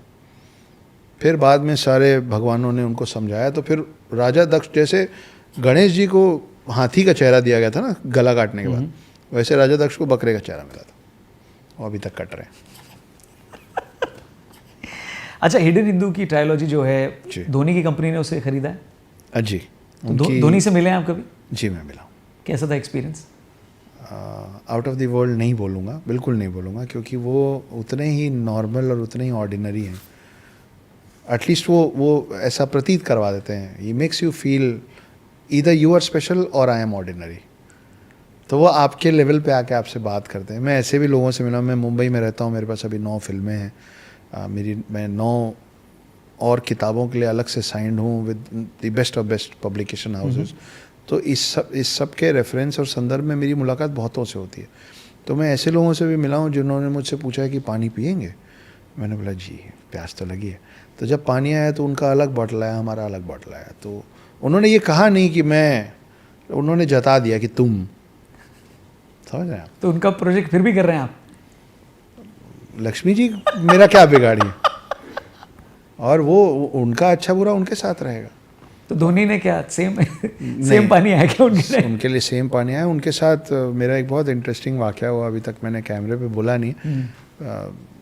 मैं वहाँ गया और जब हम बात कर रहे थे तो सब लोग बैठे हुए थे, माई भाई थे, साक्षी थी उनकी समकक्ष। कहाँ मुलाकात कहाँ हुई थी? रांची में। अच्छा, उनके घर पे? उनके फार्म हाउस में। जी। क्योंकि नरेशन देना है नो, पूरी कहानी आपको नरेट करनी है, उसके बेसिस पे पूरी टीम डिसाइड करने वाली है। तो टीम ने उनसे रिक्वेस्ट किया था कि आप भी बैठिए, तो बैठे थे। मेरी पहली मुलाकात थी और मैं नर्वस था, लेकिन जब वो व्यक्ति आया तो उस व्यक्ति को मालूम, ये उम्र में नहीं है, ये ओहदे में बड़े लोगों की खासियत है कि उनको पता होता है कि आपके दिमाग में उनको लेके क्या चल रहा है। तो वो पहले आपको सहज करते हैं, वो पहले आपके साथ इधर उधर की बात करके ना आपको कंफर्टेबल करेंगे, ताकि जब आप अपने काम पे नरेशन देना चालू करें तो आप फंबल ना करें कि आपकी धड़कन स्किप हो रही है, तो आपका काम अच्छे से नहीं होगा। ही all of them very good people, they made me very comfortable. फिर नरेशन शुरू हुआ, नरेशन के बीच में उनमें से किसी ने कहा कि यार अक्षत भूख लग रही है, चाय और सिंघाड़ा खाया जाए। तो उनको कौन नहीं बोलेगा। मैंने बोला हाँ ठीक है। मुझे ये नहीं मालूम था कि सिंघाड़ा समोसे को बोलते हैं। हमारे तरफ सिंघाड़ा वो वाटर चेस्टनट को बोलते हैं, वो लीची जैसा दिखता है, चिकना चिकना। अब बोले ठीक है चाय और सिंघाड़ा मंगवाओ। बोले अक्षत आप कंटिन्यू करो, चाय सिंघाड़ा आएगा तब तक। अब मैं होटल इंडस्ट्री का आदमी, मेरा काम है इसके साथ क्या अच्छा लगेगा, उसके साथ क्या अच्छा लगेगा। मैं परेशान में बोला सिंघाड़े को चाय में डुबा के खाऊंगा कैसा लगेगा, बहुत खराब स्वाद आएगा इसका। तो मुझे समझ ना आए। फिर जब नरेशन भी करना है, नरेशन आधा दिमाग नरेशन पे, आधा नहीं सिंघाड़े पे। मतलब पता नहीं, ये तो ऐसा लग रहा है कि सिंघाड़े का कांटा ही चुभने वाला है। उसके बाद जब आया बोले ये चलो भाई अब ब्रेक लेते हैं अक्षत, चाय सिंघाड़ा।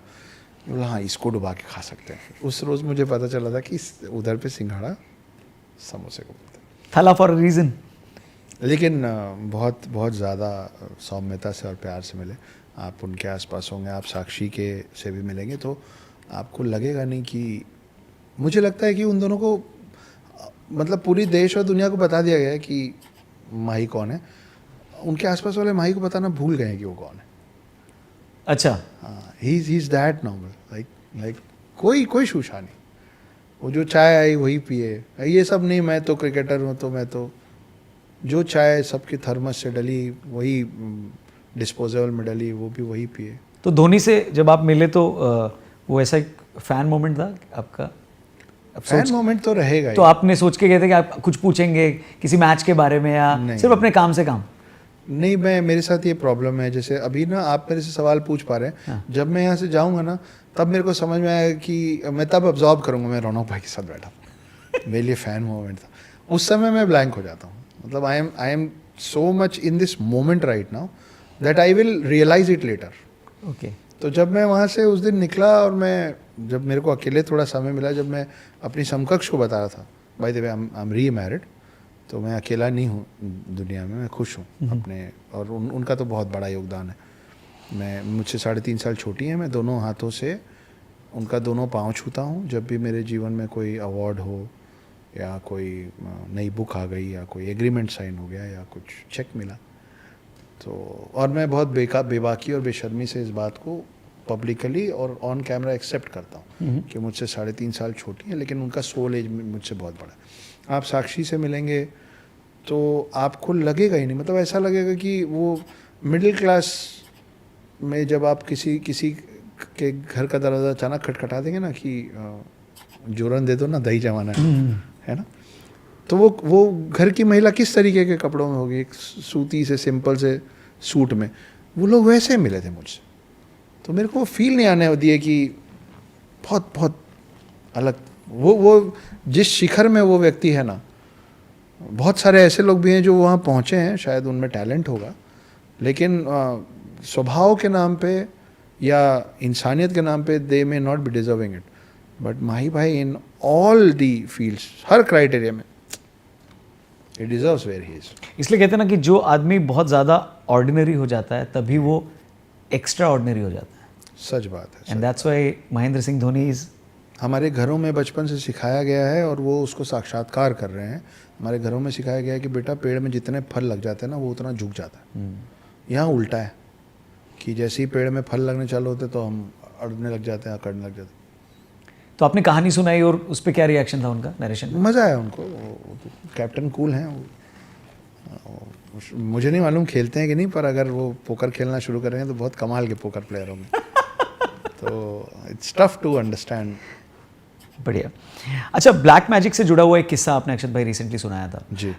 बिलीव करते हैं आप इसमें? कभी आपने कोई प्रैक्टिस की है या ऑब्जर्व किया है या एक्सपीरियंस किया है? मैंने ऑब्जर्व भी किया, मैंने एब्जॉर्ब भी किया। अच्छा जी, मैंने ये दोनों शब्द किए हैं। ऑब्जर्व तो प्लीज़ एक्सप्लेन। मेरे जीवन में सब अच्छा चल रहा था और मैं ये सब बिल्कुल नहीं मानता था। मेरी माँ मानती थी, मैं बिल्कुल नहीं मानता था। आज भी मतलब मैं अंधभक्त किसी भी चीज़ का नहीं हूँ, है ना। आप मेरे ये काला धागा नहीं है, ये शारदा चिन्ह है, इसका मीनिंग अलग है, लेकिन उसके अलावा आपको मेरे कोई ताबीज़, कोई माला, कोई ये शादी की अंगूठी, बाकी कोई अंगूठी आपको नहीं मिलेगी। तो मैं नहीं मानता था। फिर अचानक से सब अच्छा चलते चलते 2013 एंड से बिगड़ना चालू हुआ और 2016 आते आते मेरा सब बर्बाद हो गया। 5 रेस्टोरेंट बंद हो गए, 700 के लगभग का स्टाफ था, सब खत्म हो गया। बहुत प्यारा सुंदर सा 8000 स्क्वायर फीट का खरीदा हुआ घर था, जो एक समय में इनसाइड आउटसाइड का कवर पेज था मैगजीन का, ओके। बिक गया। कुछ भी नहीं बचा। एक गाड़ी बची थी, वो गाड़ी मैं ड्राइविंग सीट पे बैठा हूँ, और मैं कभी ऐसे बहुत तेज़ चलाने वाला व्यक्ति नहीं रहा हूँ। जब ऐसे भी जब आप शादीशुदा हो जाते हैं, आपके कार में एक बच्चा बैठने लग जाता है, तो आपका परमानेंट स्पीड स्लो हो जाता है। वो गाड़ी खड़ी ट्रक में घुस गई। तो क्या हो रहा था आसपास कुछ समझ ही नहीं आ रहा था, एक एक करके सब चीज़ ख़राब होती चली गई। तो मेरा छोटा भाई है, वो कमर्शियल पायलट थे उस समय फिलीपींस में। उनको जब ये सब पता चला, मैं रियल यंगर ब्रदर, हम 2 भाई हैं, ओके। 4 साल छोटा है वो, उसका भी सोल एज मुझसे बड़ा है, वो बहुत समझदार और स्थिर है। जब कुछ आसपास अभी भी गड़बड़ होता है ना, तो मैं पैनिक करने लग जाता हूँ, वो पैनिक नहीं करता, वो बोलता है। तो वो वापस आया, वो और उसकी जो समकक्ष है वो बेंगलोर से। तो बेंगलोर के आसपास में एक शिवमोगा करके गांव है। तो ये दोनों जन आए, बोले भैया हम ना आपको लेके शिवमोगा जाना चाहते हैं, वहाँ एक बाबा है। और मैं चिढ़ गया उन लोग पे बिल्कुल। मैं बोला इतनी परेशानी चल रही है, दिमाग सही जगह पे हम लोग का है नहीं, इतना कुछ, कभी कभी थाने जाना है, कभी कोर्ट जाना है, कभी बैंक जाना है, पैसे उधार में 3.5 करोड़ के कर्ज में था, सब कुछ बेचने और बिकने के बाद कहाँ से दूंगा नहीं पता। मैं बोला तुम बोल रहे हो 3 जन बेंगलोर चलेंगे और वहाँ से शिवमोगा चलेंगे, दिमाग ख़राब हो गया तुम लोग। नहीं नहीं, हमने उनके बारे में सुना है, हमारे आसपास ऐसे लोग हैं जिनके लाइफ में चेंज आया है, आपको चलना है। बोला नहीं जाऊँगा। जब आप गुस्से में होते हैं और परेशान होते हैं ना, तो आप रिजिड हो जाते हैं, नहीं जाऊँगा। मेरे बिना वो दोनों मेरे बिहाफ पे गए। मैं आज तक उस बाबा से मिला नहीं। वो गए, वो बताए कि ऐसा ऐसा हो रहा है। तो इन लोग बताते हैं कि वो बाबा बहुत जल्दी जल्दी बोलते हैं। वो बोलते हैं भूमिका मत बनाओ यार, सीधे पॉइंट पे आओ, और लोग हैं, सबको अटेंड करना है। तो बोले कि कुछ कीजिए। बोले वो तुम्हारे घर के, तुम्हारे परिवार के आसपास वाले ने किया है इस पर, और मैं हटा नहीं सकता हूँ, लेकिन मैं रिवर्स कर सकता हूँ, जहाँ से आया उधर भेज दूँगा। तो तुम्हारे करीबी लोग हैं, उनका नुकसान हो जाएगा, बोलो क्या करना है। तो वो लोग बोले सगा भाई है, उसको बचाने के लिए जो मरे मरे, हम क्या करें, इसको ठीक करो। तो बोले कि हाँ ठीक है, फिर अभी तो तुमको अपने आप पता चल जाएगा, जिसके साथ यही इसी तरीके की चीज़ें होंगी ना जो तुम्हारे भाई के साथ हो रही है, समझ जाना उसी का काम था। और आपका रुक जाएगा। हाँ, मतलब वो रिवर्स हो जाएगा, बाउंस बैक हो जाएगा। ओ, काट नहीं है बट ट्रांसफर हो जाएगा। हाँ, बोले काट नहीं पाऊंगा, वापस भेज दूंगा। बाप रे। तो जिसने किया है ना, वो मतलब बोलते हैं ना, उड़ता तीर तुम ही पे आके लग जाएगा। तो बोले ऐसा हो जाएगा। ये लोग आए, बोले कि ऐसा ऐसा। मैंने 1 सेकंड का सीरियसनेस नहीं दिया। मतलब हाँ ठीक है, जाओ काम करो। उस समय ऐसे भी बहुत तकलीफ में और परेशान रहता था, बात पे मैं भड़क जाता। मैं बोला हाँ कर लेना। थोड़े समय बाद मेरे नाम मत पूछेगा, कोई परिवार ही है, परिवार का ही कोई सदस्य है, उनके साथ मेरे साथ 2-3 चीज़ें हुई थी। मेरे से मेरा बच्चा दूर हो गया था, मेरा बहुत बुरा एक्सीडेंट हो गया था, और मैंने अपने हाथ से अपना जीवन ख़त्म करने की कोशिश की थी। वो तीनों चीज़ एक इंसान के साथ हो गया, मेरे करीबियों में। अरे बाप रे। और सेम सीक्वेंस में हो गया। अब आप कैसे नहीं मानेंगे, आपकी मजबूरी हो जाएगी मानना कि एक इंसान ने आपको बोल के भेजा है कि जिसके साथ होगा समझ जाना, और होगा। और अभी उनकी जीवन की क्या स्थिति है अभी? मैं अब टच में नहीं हूँ, मैं बिल्कुल टच में नहीं हूँ। लेकिन जब मेरा समय बिगड़ा था ना, तो बिना किसी कारण के वो मेरे जीवन से अपने आप ही हट गए थे। जब भाई अगर मैं आपसे प्रेम करता हूँ और आपका समय बिगड़ेगा, तो मैं अपना प्रेजेंस आपको ज़्यादा दिखाऊंगा ना, मेंटल सपोर्ट की, चिंता मत कर हम हैं। जब मेरा समय बिगड़ा तो वो लोग ऐसे गायब ही हो गए मेरे जीवन से कि भाई तुम्हारा एक्सीडेंट हुआ तो तुम ठीक हो। तो करवाया ब्लैक मैजिक उन्होंने ही करवाया था ये? आप मुझे नहीं पता, मुझे नहीं पता। पर ये मेरे बाबा जी का वर्जन, ये मेरे सामने है, मैं इसको कैसे झुठला दूँ, ये मेरे सामने है। मैं उन लोगों को जानता हूँ, मैं उस इंसान को जानता हूँ, इंसान आज भी जीवित हैं। तो मैं वही बोल रहा हूँ। वो बाबा जी से मिले आप? मिलने की इच्छा जाहिर की कभी? नहीं, मैं नहीं मिला। मैं घबराता हूँ इन चीज़ों से।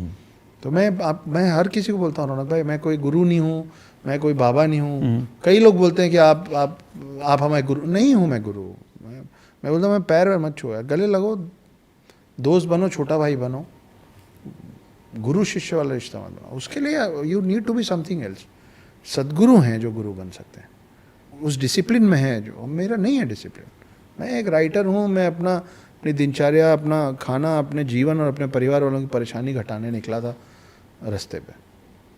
जो समझ आ गया वो मैं साझा कर रहा हूँ, चाहे वो डिप्रेशन की बात हो, मोटिवेशन की बात हो, हम मेरे भगवानों की बात हो, मेरे कल्चर की बात हो, मैं बात करता हूँ। ये क्यूरियोसिटी नहीं है आपको कि इसके बारे में भी लोगों को बताना चाहिए कि ब्लैक मैजिक हुआ है या नहीं हुआ है, इसको कैसे टैकल करें, पता करें इसके बारे में, बिकॉज ये बहुत बड़ा एक प्रॉब्लम स्टेटमेंट है बहुत लोगों के लिए। क्योंकि बहुतों की लाइफ अगर गड़बड़ हुई है तो ये अगर मेन कारण है कि किसी ने कुछ करवा दिया है, तो इसके बारे में आपको कभी लगा नहीं, ऐसा क्यूरियोसिटी नहीं हुई है कि मेरे साथ हुआ है, जिसका आपके पास एक्सपीरियंस और एग्जाम्पल भी है जी। तो आपको कभी नहीं लगा कि किसी और के लिए भी कुछ ऐसा रास्ता बनाया जाए कि भैया अगर ये प्रॉब्लम आई तो पहले जाकर चेक करोगे कि ये तो नहीं है? नहीं, इस चीज़ की समझ भारत में लगभग सबको है। आप किसी भी एरिया में जाएंगे, जब अचानक से सब अच्छा चलते हुए चीज़ें बिगड़ने लग जाती हैं तो कोई घर का वास्तुशास्त्र चेक करवाता है। हर हिंदू परिवार बोलता है कि यार कुछ नहीं भी है ना, एक काम करो, घर पे एक पूजा करवा लो, एक नज़र उतरवा लो, नज़र उतरवा लो। ये सब होता ही है। तो आप जिससे नज़र उतरवा रहे हैं, आप किसी पंडित को बुलाएंगे अपने घर पे कि भाई अखंड पाठ कर दीजिए या सत्यनारायण की कथा कर दीजिए, तो वो लोग भी आपको बता देते हैं कि, और बेसिकली ब्लैक मैजिक मतलब आपके साथ भी हुआ होगा रौनक भाई, सबके साथ होता है कि हम कहीं जाते हैं और फॉर नो रीज़न हम बोलते हैं यार यहाँ से चलो ना, अच्छा नहीं लग रहा, we don't have an explanation, मेरे को क्या तकलीफ दे रही, क्या बुरा लग रहा है। लेकिन वो it can be a restaurant, it can be somebody's home, it can be a hotel room, it can be anything. और आप सडनली बोलते हैं कि नहीं मेरे को नॉट फीलिंग गुड, मेरे को अच्छा, मेरे को वो वाइब ही तो है, करेक्ट, वो एनर्जी है which is not shooting you and you just want just run away from that. और कहीं उल्टा भी होता है कि कहीं आप जाते हैं, कुछ लोगों से मिलते हैं और कोई रिश्ता नहीं है और आपको लगता है कि यार इनके साथ थोड़ी देर और समय बिताओ।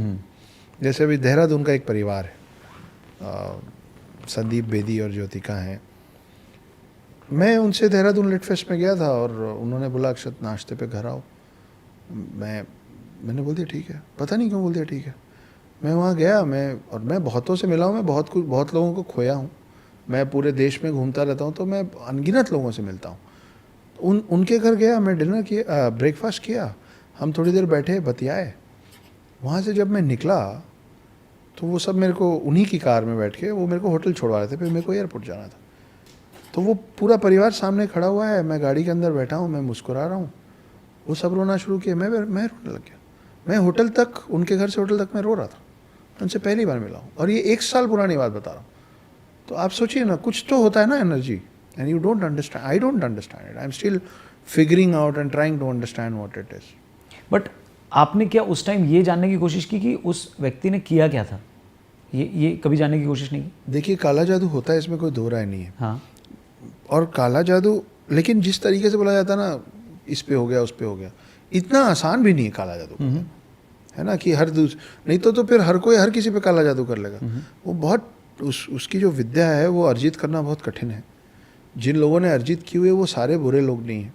जैसे एक लड़का है परक ओम भट्ट, उसने भी अभी एक किताब लिखी, गुजराती है, वो तांत्रिक है। वो अगर आप उसको बोलेंगे वो आएगा, और इसलिए नहीं आएगा कि अरे मैं तो अक्षत गुप्ता हूँ और आप तो रौनक हैं। वो आएगा कि यार किसी ने मदद मांगी है, वो आएगा, वो आपके घर आएगा, वो बताएगा आपको कि एनर्जी, वो कई बार ऐसे बोल देता है कि नहीं सब ठीक है, आपका वहम है, कुछ नहीं है। और कई बार बोलेगा ये पूजा है, वो पूजा करेगा, अपने पैसों से करेगा, आपके घर पे 1 रुपये नहीं लेगा, ना कंसल्टेंसी ना कुछ। तो सिर्फ ब्लैक मैजिक सिर्फ गलत नहीं होता है। आपके पास कोई भी, अब आप आग जलाना सीख गए हैं तो आप डिसाइड करेंगे ना कि आग जला के रोटी सेकना है कि घर सेक देना तो वो तो आपके हाथ में है। तो black magic can be used from both sides. But आपने कभी फाइंड आउट करने की कोशिश नहीं की कि क्या हुआ था, क्या करवाया था इस आदमी ने जिसका भी सब कुछ खराब हो? I have better things to do in my life.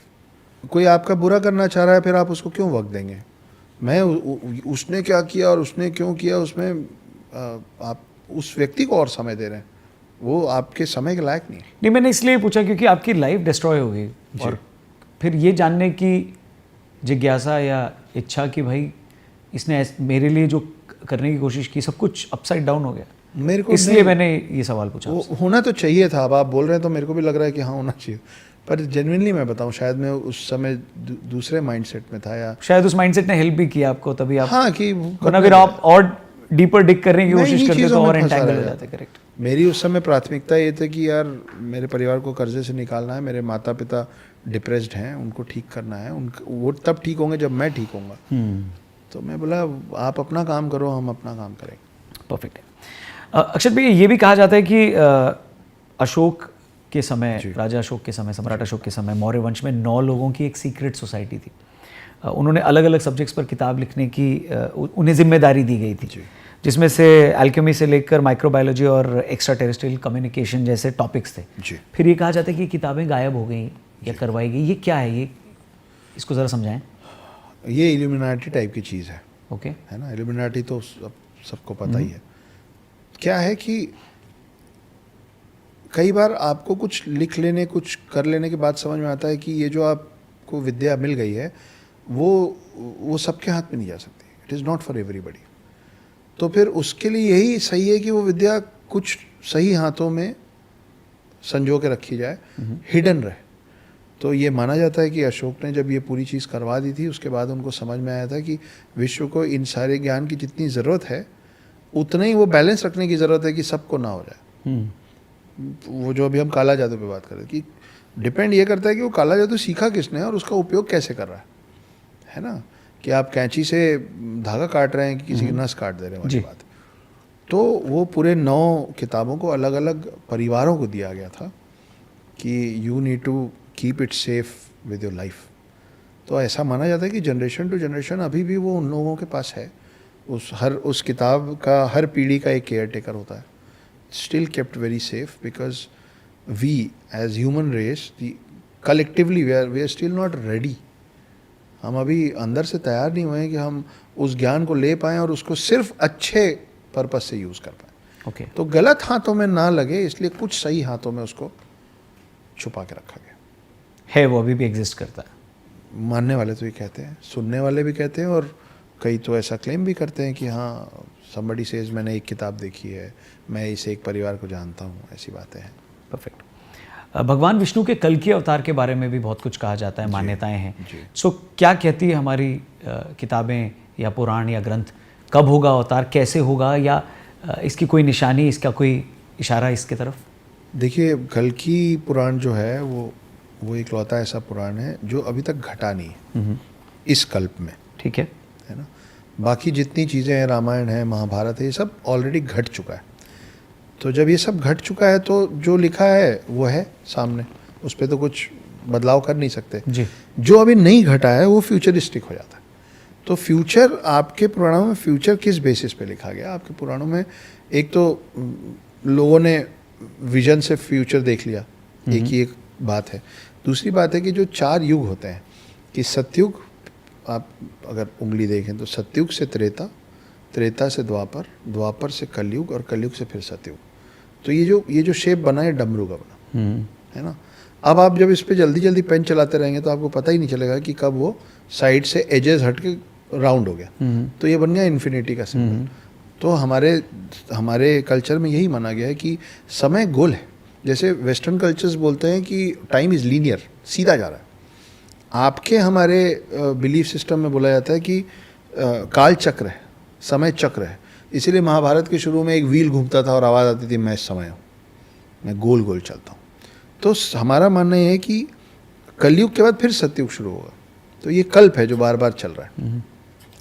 तो ये जब इस कल्प में अभी कल की अवतार नहीं आए, लेकिन पिछले कल्प से, क्योंकि ये सब फिर से होगा और ये सब पहले भी हो चुका है।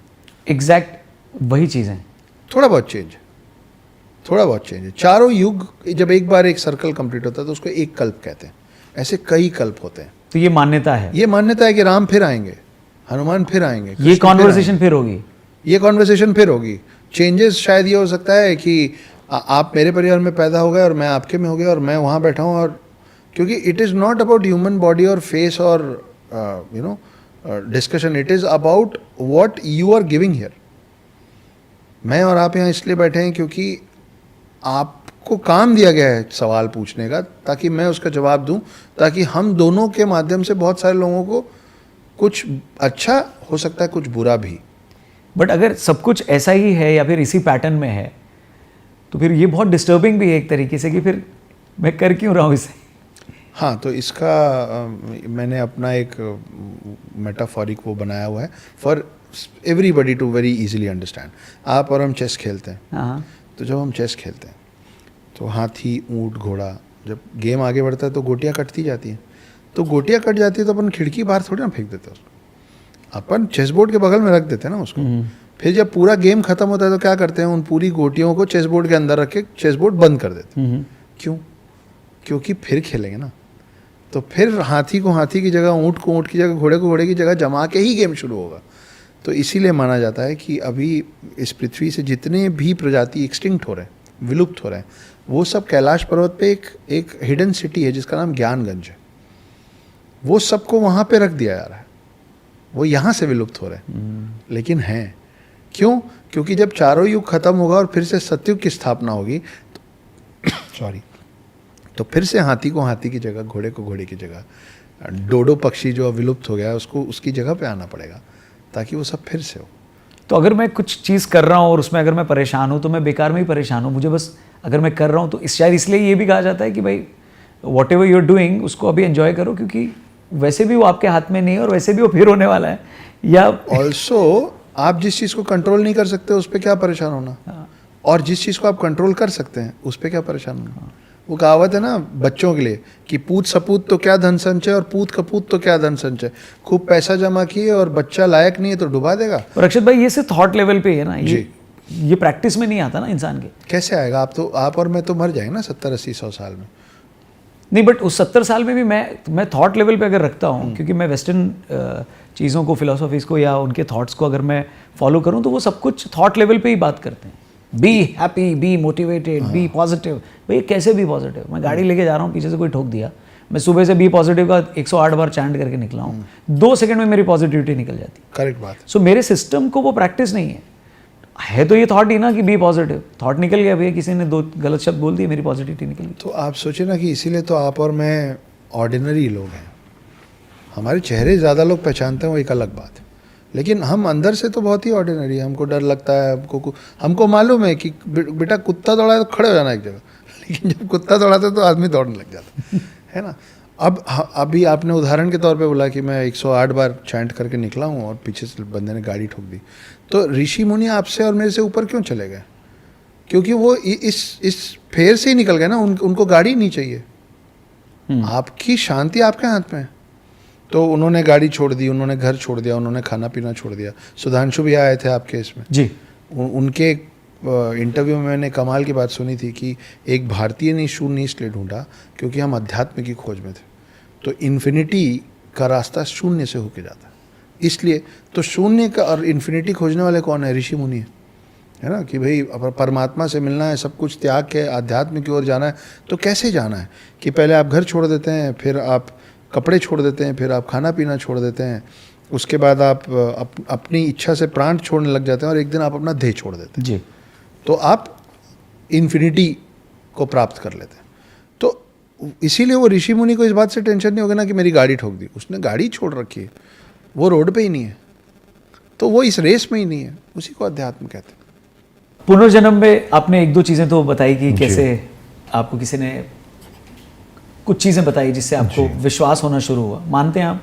जी मैं मानता हूं। क्योंकि हमारे भारत के कल्चर में कई ऐसे धर्म हैं जो उसमें बहुत अच्छे से मानते हैं, उसमें बातें भी कही गई। आप देखिए, दशावतार की अगर बात करें विष्णु जी के अलग अलग अवतारों की, जी, तो हम अवतार बोलते रहते हैं बार बार, लेकिन वो असल में क्या है? विष्णु जी के सारे जन्म ही है ना। कि भाई पहले वो मछली बन के पैदा हुए, तो पहला है Matsya Avatar, which is also very close to Darwin's evolution of theory, Darwin's theory of evolution, कि मत्स्य अवतार पहला है। उसके बाद एक ऐसा एनिमल बन के वो पैदा हुआ है कि वो पानी और ज़मीन दोनों में रह सकते हैं, उसको क्या कहा गया? कूर्म अवतार, जो कि कछुआ है। फिर तीसरा है बोरफेस। कांतारा फिल्म जो इतनी चली, उसमें जो गॉड दिखाया गया है वो कांतारा, मतलब वो वराह अवतार के नीचे के गॉड्स को बताया गया। तो वराह अवतार की कहानी हमारे ग्रंथों में क्या लिखी हुई कि एक राक्षस ने पृथ्वी को क्षीर सागर के अंदर डाल दिया, उसको लड़ के, उसको हरा के, और फिर क्षीर सागर से अपने सींग के ऊपर ग्लोब को लेके वो बाहर आए।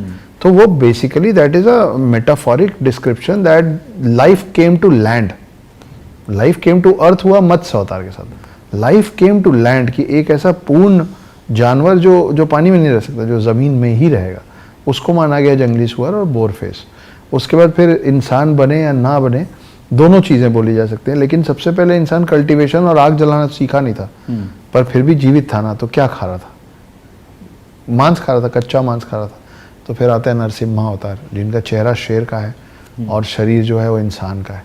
इसी क्रम में जब आप आगे बढ़ते हैं तो फिर एक मतलब इतने प्यार से हमारे ग्रंथों में सब चीज़ लिखी गई हैं, दिखाई गई हैं, पर हम लोग बहुत सारी चीज़ों को अब लिटरली लेते हैं। जैसे आप आइए बलराम, बलराम कौन थे? शेषनाग थे, है ना। रामायण में लक्ष्मण शेषनाग थे। फिर जब ऊपर गए तो शेषनाग ने विष्णु जी को बोला कि ये फाउल है, हम नहीं खेलेंगे, आप मेरे को छोटा भाई बना के लेके गए, मेरी कोई सुनी नहीं आपने, आप हर जगह मनमानी कर रहे थे। विष्णु जी ऐसे बोले कोई बात नहीं, अगली बार चलेंगे तो आप बड़े भाई बन जाइएगा। तो फिर कृष्ण अवतार के साथ बलराम आए, जो कि शेषनाग थे, बड़े भाई थे। अब देखिए बलराम का जो हथियार है ना, असल में बलराम पूरे महाभारत के सबसे बड़े गदाधर थे। इतने बड़े कि दुर्योधन को और आपका भीम को, दोनों के गुरु कौन है? गदा गुरु बलराम। लेकिन बलराम के हाथ में आपने हथियार क्या दे रखा है तस्वीरों में? हल। तो हम कल्टीवेशन सीखे तो उसका वो है। तो ये सब जन्म ही तो हैं अलग अलग, कि भाई चाहे वो आप ह्यूमन इवोल्यूशन बोल दीजिए, पुनर्जन्म बोल दीजिए। फिर एक बहुत ही फेमस केस है रौनक भाई भारत का, शांति देवी के बारे में अगर आप सुने हो जी, है ना। तो उसमें तो मोहनदास करमचंद गांधी भी वो बैठाए थे, कमेटी बैठाए थे, और उस कमेटी का जो रिपोर्ट आया था वो भी आया था कि नहीं, ये जो शांति देवी के नाम से इस बार पैदा हुई है, ये कोई और नहीं है बल्कि लुगदी ही है पिछले जन्म की, जो बचपन से बोल रही थी कि तुम लोग मेरे को शांति शांति क्यों बोल रहे हो, मेरा नाम चौबाइन है, मेरे पति का नाम केदारनाथ है, मेरा नाम चौबाइन है। जब उसको ले जाके असल में मिलाया गया केदारनाथ से, तब ले जाने वालों को पता चला कि केदारनाथ का पूरा नाम केदारनाथ चौबे है। तो आसपास वाले जब पंडित जी की पत्नी पंडिताइन बोलते थे, तो चौबे की पत्नी को चौबाइन बोलते थे, है ना। तो ऐसी, और ये एक केस नहीं है, ऐसे बहुत सारे केसेस हैं, और सिर्फ भारत में नहीं है, ऑल ओवर दी वर्ल्ड है। तो अब्राहमिक रिलीजन्स इस पे थोड़ा कम मानते हैं, उनका मानना है शरीर है, आया है, चला जाएगा, खत्म हो जाएगा। लेकिन हम लोगों में ये माना जाता है कि कई बार हम जन्म लेते हैं, मरते हैं, जीते हैं, और इस चक्र तब तक चलता रहता है जब तक आपको मोक्ष की प्राप्ति ना हो जाए। करेक्ट। पर बीच में आपने एक शब्द यूज़ किया, उससे एक और सवाल बनता है कि क्या आपको लगता है हमारे कल्चर में हम बहुत सारी ऐसी चीज़ें हैं, उपलब्धियां हैं जिसे हम क्लेम नहीं कर पाते, और बहुत सारी ऐसी चीज़ें जिसको हम ओन नहीं करते, और जिससे ऐसा लगता है कि ये कल्चर बहुत वीक है। For example Newton's law of gravity की आज लोग बात करते हैं, इसका जिक्र ब्रह्मगुप्त ने 1000 साल पहले ही कर किया था, बिल्कुल। और भास्कर द्वितीय ने 500 साल बाद एक उस पर किताब भी लिखी जी। इसके अलावा एवोल्यूशन थियरी का क्रेडिट दुनिया डार्विन को देती है, लेकिन सांख्य दर्शन में 5000 साल पहले इसके बारे में कहा बिल्कुल है। तो आपको लगता है कि हम उसको ओन नहीं कर पाते? क्या कमी रह जाती है उसको चलने में? हम लोगों को आदत पड़ गई है वेस्टर्न कल्चर से, वेस्टर्न कंट्री से वैलिडेशन लेने की। थोड़ा उन्होंने हमको ऐसा बना दिया, थोड़ा हमने अपने आप को ऐसा बना दिया। तो आप जो अभी आपने बोला ब्रह्मगुप्त और भास्कर द्वितीय के बारे में, तो ब्रह्मगुप्त ने लिखा था कि जैसे अग्नि का काम हर चीज़ को भस्म करना है, जैसे पानी का काम है शीतलता प्रदान करना और बहते रहना, है ना, वैसी पृथ्वी का, जमीन का काम है हर चीज़ को अपने प्रति आकर्षित करना। और इस 3 लाइन को उठा के 500 साल बाद भास्कर द्वितीय ने जब किताब लिखी, तो उन्होंने इस फिनोमिना को गुरुत्वाकर्षण का नाम दिया। तो गुरुत्वाकर्षण शब्द पहले बना है हमारे ग्रंथों में, पहले लिखा है, बजाय कि न्यूटन्स लॉ ऑफ ग्रेविटी के। But it's just that we are very bad marketers. हम अभी भी सीख ही रहे हैं, मार्केटिंग नहीं आती हमको, और हमको लगता है कि इसकी जरूरत भी क्या है, क्योंकि उस समय ज्यादातर चीजें ना कॉपीराइट क्लेम करने के लिए, पेटेंट राइट क्लेम करने के लिए हम लोग करते नहीं थे। हम करते थे मानव के उत्थान के लिए, है ना, कि ह्यूमंस का भला हो। अब आप देखिए नासा ने, ये मैं पहले भी बताया हूं, लेकिन ये है 100 बार बताया जाए तो भी कम है, कि नासा एक दिन खुद फॉर्म होता है, उसके बाद एडवांस टेलीस्कोप बनाता है, उसके बाद पूरी दुनिया को बताता है कि सुनो रे, बीच में सूरज है, एक उसमें अर्थ है जो घूम रहा है, लेकिन अर्थ के अलावा और 8 प्लैनेट्स हैं। ये जो 9 प्लैनेट्स सूरज के आसपास घूम रहे हैं, सन के आसपास घूम रहे हैं, इसको हम लोग एक साथ बोलेंगे सोलार सिस्टम। आपको लगता है कि सोलार सिस्टम जब इन्होंने शब्द बनाया होगा, उसके बाद हमने सौरमंडल शब्द बनाया होगा? क्योंकि 9 ग्रहों की पूजा आपके परिवार में पीढ़ी दर पीढ़ी 500, 700, 1000 साल पहले से हो रही है। लिखा हुआ है कि 9 ग्रहों की पूजा कैसे करनी है ना। तो हम वो चावल का ढेर बना के उसके ऊपर सुपारी सेट करते हैं, 9 ग्रहों के उसके लिए। तो मुझे नहीं पता, वही मैं बोला जो शुरुआत में हम बात कर रहे थे कि आधा पन्ना जल गया तो हमको ये मालूम है 9 ग्रह हैं, पर वो जो आधा पन्ना जो जल गया, जो हम नहीं पढ़ पाए, उसमें शायद लिखा होता कि मेरे पूर्वजों को कैसे पता था। आप और मैं नेकेड आई से तो 9 ग्रह नहीं देख सकते। करेक्ट। और हमको तो इस बात पे भी बेवकूफ़ बोला गया था कि रावण पुष्पक विमान पे आया था। जब तक राइट ब्रदर्स ने हवाई जहाज़ नहीं उड़ा दिया, तब तक यही माना गया कि हम लोग बेवकूफ़ हैं, आदमी उड़ नहीं सकता। तो आप बताइए ना कि यहाँ बैठे बैठे कैसे मालूम था कि कुंडली किस बेसिस पे बन रही है? 9 ग्रहों के बेसिस पे बन रही है। आपके हनुमान जी की बात कर रहे थे, हनुमान जी के हनुमान चालीसा में अर्थ और सन का डिस्टेंस लिखा है और ऑलमोस्ट करेक्ट लिखा है। तो लाइट ईयर्स की भी समझ थी, इतना लंबा चौड़ा कैलकुलेशन भी आता था। करेक्ट है ना? तो हर वो चीज़ जो प्रूव ना कर पाऊँ वो नहीं है, ऐसा तो नहीं बोल सकते। नहीं हो सकती। अच्छा, कौन सी ऐसी बुक्स है जिसमें आप पे बहुत ज़्यादा गहरा असर डाला है, जो आप लोगों को रेकमेंड भी करते हो कि ये पढ़ना चाहिए, खुलता है आदमी? रिसेंटली मैं एक किताब आधे से ज़्यादा पढ़ चुका हूँ, उसका नाम है पेन। पेन? जी। ओके। ये लिखा है श्वेता कीर्ति ने, सुशांत सिंह राजपूत की सिस्टर। ओके। और मुझे लगा, जब मैं पढ़ना शुरू नहीं किया था तो मुझे लगा कि ये सिर्फ उसी बात के इर्द गिर्द होगी कि एक भाई बहन का रिश्ता और किसी को खो देना क्या होता है। लेकिन मुझे ऐसा लगता है कि पेन वो एक ऐसी किताब है जो आप जीवन के किसी भी पड़ाव में आपको कुछ ना कुछ सिखा देगी। It will always help you. Ashwin Sanghi sir की किताबें पढ़ पढ़ के बड़े हुए हैं, तो मेरे लेखन में थोड़ा सा उनका छाप है। मैं कम किताबें पढ़ता हूँ, मैं बहुत मतलब ऐसा नहीं कि नहीं पढ़ता हूँ, पर बहुत ज़्यादा I am not an avid reader. मैं बहुत बड़ा चूज़ी हूँ अपनी किताबों को लेके। तो जब जो मिला है, अभी रिसेंटली ये सब किताबें हैं जो मेरे लेखन को और मेरी सोच को इन्फ्लुएंस करती रहती हैं। तो पर जब आप लिखते हैं तो ऐसा क्या सोचते हैं कि वो आज के यूथ से कनेक्ट कर जाए? क्योंकि आज की जनता के लिए माइथोलॉजी या मिस्टिकल चीज़ें, वो aspect, how do you see this? इसको कैसे आप कैरी करते हैं अपनी राइटिंग में? मुझे भी टाइम समझ में आया कि हम लोग इतने हम लोग जो चीज़ें देखते हैं ना, वो इतना एडवांस लेवल का हो गया है कि आज की डेट में क्या हो रहा है कि ज़्यादातर जो ऑथर्स रहे हैं वो रीडर्स को पीछे ले जाने की कोशिश की समय पे, असल जीवन में नहीं, लेकिन कि समय, जब आप बोलते हैं मैं माइथोलॉजिकल किताब लिख रहा हूँ, पीरियोडिक किताब लिख रहा हूँ, तो आपकी शुरुआत नेचुरली उस पीरियड की ही बात आप करेंगे। ठीक है। तो मुझे लगता है कि आज की जनरेशन जो है ना, वो रथ में आता है, घोड़े लेके आता है, वो रथ में आता है, वो देखना कम पसंद कर रहे हैं या इमेजिन करना कम पसंद कर रहे हैं। उनको अभी से कनेक्टिविटी के लिए ना चीज़ें कॉन्टेम्प्रेरी चाहिए होती है। इसलिए आप देखिए कि आप थॉर फिल्म देखिए, वो एक ग्रीक माइथोलॉजी कैरेक्टर है, लेकिन वो अभी जब फिल्मों में आता तो वो अभी के समय पे आता है ना। वो गाड़ी से टकरा के पहली बार पृथ्वी में गिर रहा है ना। वो कैफे में बैठा हुआ है, वो कप से कुछ पी रहा है और उसमें कि कुछ अच्छा लगा तो कप पटक दो, मतलब और चाहिए। तो हमारा क्या है कि चम्मच उल्टा कर दो और नहीं चाहिए, है ना। तो इस तरीके, तो ये अगर लोगों को जो देखना, सब अपने सामने है, जो लोग जिस तरीके की चीज़ों को कंज्यूम कर रहे हैं, अगर आपको अपनी कितनी भी गहरी बात करनी है, आपको उस भाषा में करनी पड़ेगी जिस भाषा से लोग समझें, है ना। तो मुझे ऐसा लगता है कि यंगस्टर्स जो हैं वो आजकल एंटरटेनमेंट की भाषा में ही अच्छी चीज़ें भी अब्जॉर्ब कर रहे हैं। जी। पर आपने किताबें और नॉवेल्स लिखना शुरू किया, फिर उसके बाद अब आप स्क्रीन के लिए भी लिख रहे हैं। जी। तो यंग लोगों को आप क्या सजेस्ट करेंगे कि ये कैसे किया जाए और लिखने में क्या चैलेंज है आज के टाइम में? मेरा ऐसा मानना है रौनक भाई कि writing is a skill, thinking is an art. तो ना कोई भी किसी को भी कोई लैंग्वेज सिखा सकता है, राइटिंग इज अ स्किल। तो skill is something that can be taught और learned. Thinking is an art, art is something that nobody can teach nobody. आप एक बच्चे को ये सिखा सकते हैं कि बेटा ये ब्रश है, इस रंग को इस रंग से मिलाओगे तो ये रंग बनेगा, ब्रश ऐसे चलाते हैं। जब वो सीख जाएगा ना, स्ट्रोक्स चलाना सीख जाएगा, कलर कॉम्बिनेशन समझ जाएगा, तब आप बोलेंगे ये खाली कैनवास से बनाओ, क्या बनाते हो? वो उसके दिमाग में क्या इमेज बन रहा है ना, वो आप बनवा नहीं सकते।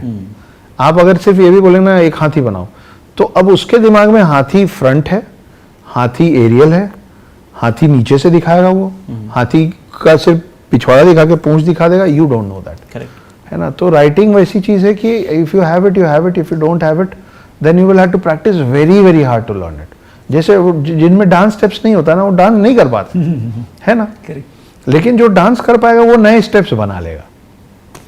तो नए जितने भी बडिंग ऑथर्स हैं, मेरी सलाह ये है कि आप पेन उठा के लिखना शुरू करने या लैपटॉप खोल के खिटपिट करने के पहले जितना ज़्यादा हो सके बैठ के दिमाग के अंदर खिटपिट कीजिए। आप सोचिए बहुत सारा बिफोर यू स्टार्ट राइटिंग, क्योंकि ज़्यादातर राइटिंग बीच में छूट जाती है। रीडिंग और राइटिंग दोनों ज़्यादातर बीच में छूट जाती है, क्योंकि जब आप आपको एक लाइन का कोई कॉन्सेप्ट आया, आपको बड़ा मज़ा आया, आपने बोला लिखते हैं, आप उसको लिख के जब आगे बढ़ाना शुरू किए तो आपको लगा बोर हो रहा है। जब आप ही नहीं इंजॉय करेंगे तो आपका रीडर कैसे करेगा? तो you need to give more time into thinking which is an art then writing which is a skill. So writing के करियर में पैसा है? जी, तो अभी हम सरस्वती जी और लक्ष्मी जी की कहानी पे बात कर रहे थे, तो उस समय उनमें थोड़ी तलखी रही होगी शायद, लेकिन आज की डेट में सरस्वती जी और लक्ष्मी जी बेस्ट फ्रेंड्स। हाँ, तो पहले वो झोला छाप राइटर्स बोलते थे, मैं भी अभी सैचल लेके आया, मैं झोला छाप ही हूँ, झोला लेके घूमता रहता हूँ, लेकिन मेरे झोले में सिर्फ पन्ने और पेन नहीं है, वॉलेट है, क्रेडिट कार्ड है, कैश है। तो एक राइटर, अच्छा राइटर कितना कमा लेता है या कमा सकता है? माथा देख के तिलक लगाने वाली बात है कि हाँ, डिपेंड करता है कि अगर आपको कोई प्रोड्यूसर आपके पास आया और बोल रहा है इस सब्जेक्ट पे करो, और वो सब्जेक्ट आपके इंटरेस्ट का है, तो आप बोलेंगे जो दोगे दोगे, मेरे को मज़ा आ रहा है। हाँ। क्योंकि आर्टिस्ट को सबसे पहले मज़ा आना चाहिए उसके काम में। और अगर कोई बहुत बड़ा प्रोड्यूसर है और आपको पता है कि आपकी 2 उंगली उसके जेब में जाएगी, हथेली जाएगी, कोहनी जाएगा, आप उतने अंदर हाथ डाल देते। मैं सीधा अमाउंट भी आप बता सकते थे मेरे को। हाँ जी, मैं वही तो नहीं बताना चाह रहा हूँ। नहीं, मैंने जो पहली फिल्म साइन की थी वो मैंने 4.5 लाख रुपए में की थी। ओके जी, और ये बात है 2015 की। आज मैं अराउंड CR चार्ज करता हूँ स्टोरी और स्क्रीन पे लिखने का। अब मैं डायलॉग्स लिखना मैंने साइड कर दिया। तो धोनी से कितने पैसे लिए आपने स्क्रिप्ट लिखने के? स्क्रीन पे लिख रहे हैं उनकी फिल्म का? नहीं, अभी तक तो नहीं। अभी तक तो? हाँ, उनकी टीम का ये कहना है कि तुम 6 साल इस कहानी को इतने पास से जी चुके हो कि we want fresh pair of eyes to see it. Okay, तो दैट सही भी बात है ना। हो सकता है कि भाई मैं अपने हिसाब से जो बेस्ट लिख रहा हूँ, चीज़ को और बेहतर करने का तो हमेशा स्कोप होता है। एब्सोल्युटली। तो और माही भाई और उनकी टीम ने मुझे कितने पैसे दिए हैं वो मेरे को आपको बताने में प्रॉब्लम नहीं है, लेकिन कॉन्फिडेंशियलिटी क्लॉज है। अच्छा, हाँ, तो फिर आप मेरे को बता देना, मैं अपने नॉलेज के लिए समझ लूंगा। ऑफ द कैमरा आप सब पूछ लीजिए, मैं सब बता दूँ। परफेक्ट। इससे पहले कि हम लोग रैपिड फायर में पहुंचे, मैं सिद्ध पुरुषों के बारे में आपसे आपकी राय जानना चाहता हूँ, या आपकी लर्निंग या आपकी ओपिनियन जानना चाहता हूँ कि अक्सर उनके बारे में कहा जाता है कि वो एक साथ अलग जगहों पर भी रहते हैं या पहुंच सकते हैं, या उनमें कई ऐसी सिद्धियां हैं जो उनको बहुत अलग बनाती हैं और एक ऐसा फिगर बनाती हैं कि लोगों को लगता है कि भगवान है या कौन है भाई, ये ऐसा कैसे हो सकता है। सो उनको आपने रीड किया है, फॉलो किया है, इस पे कुछ अगर शेयर करना चाहें। मैं अभी तक अपना गुरु ढूंढ रहा हूँ रौनक भाई, टू बी वेरी ऑनेस्ट। क्योंकि मैं, जैसा कि मैंने कहा कि मैं चाहता नहीं हूँ कि कोई मुझे गुरु बनाए, मैं उस लायक अब तक बना नहीं हूँ। और मैं am not saying this out of modesty. I genuinely think that I am not that person कि जो किसी को सही गाइडेंस दे सके। जी। तो मैं अभी अपना गुरु ढूंढ रहा हूँ, और वो मुझे मेरे गुरु तभी मिलेंगे जब मैं ना बिल्कुल वो करिश्माई चीज़ें मैं किसी के अंदर देख लूँगा। करिश्माई से मतलब ये नहीं कि वो खाली मुट्ठी को खोले तो उसमें लड्डू है, वैसा वाला नहीं, पर वो मन से जब निकलेगा ना कि हाँ ये हैं, तो जब मैं वहाँ पहुँचूँगा तो मैं आपको ज़रूर बता दूँगा। पर अभी क्योंकि क्या है, गुरु चुनना या गुरु के लिए शिष्य चुनना ये बड़ा 1-to-1 चीज़ है, इट्स वेरी सब्जेक्टिव, है ना। तो मैं, अगर आप और मैं यहाँ कुछ बोलें, हमको लोग बहुत ध्यान से सुनते हैं, सीरियसली लेते हैं। Absolutely. तो मेरे गुरु चुनने या बनाने की जो पद्धति होगी जी, वो ज़रूरी नहीं है कि सामने वाले की सेम होगी, वो कहीं और से आ रहा है, सही बात, तो वो कहीं और जाएगा। बिल्कुल। अक्षत भैया, ये जानना चाहेंगे कि हमारे पुराणों में अक्सर ये लिखा गया है और हमने पढ़ा है अलग अलग जगहों से कि कई ऐसी जगहें हैं, मिस्टिकल जगहें हैं, जहाँ पर इस दुनिया के लिए अलग काम हो रहा है, वहाँ पर संत हैं जो साथ में बैठकर मेडिटेट कर रहे हैं। उसके पीछे का रीज़न क्या है? क्या ऐसी सही में जगहें हैं?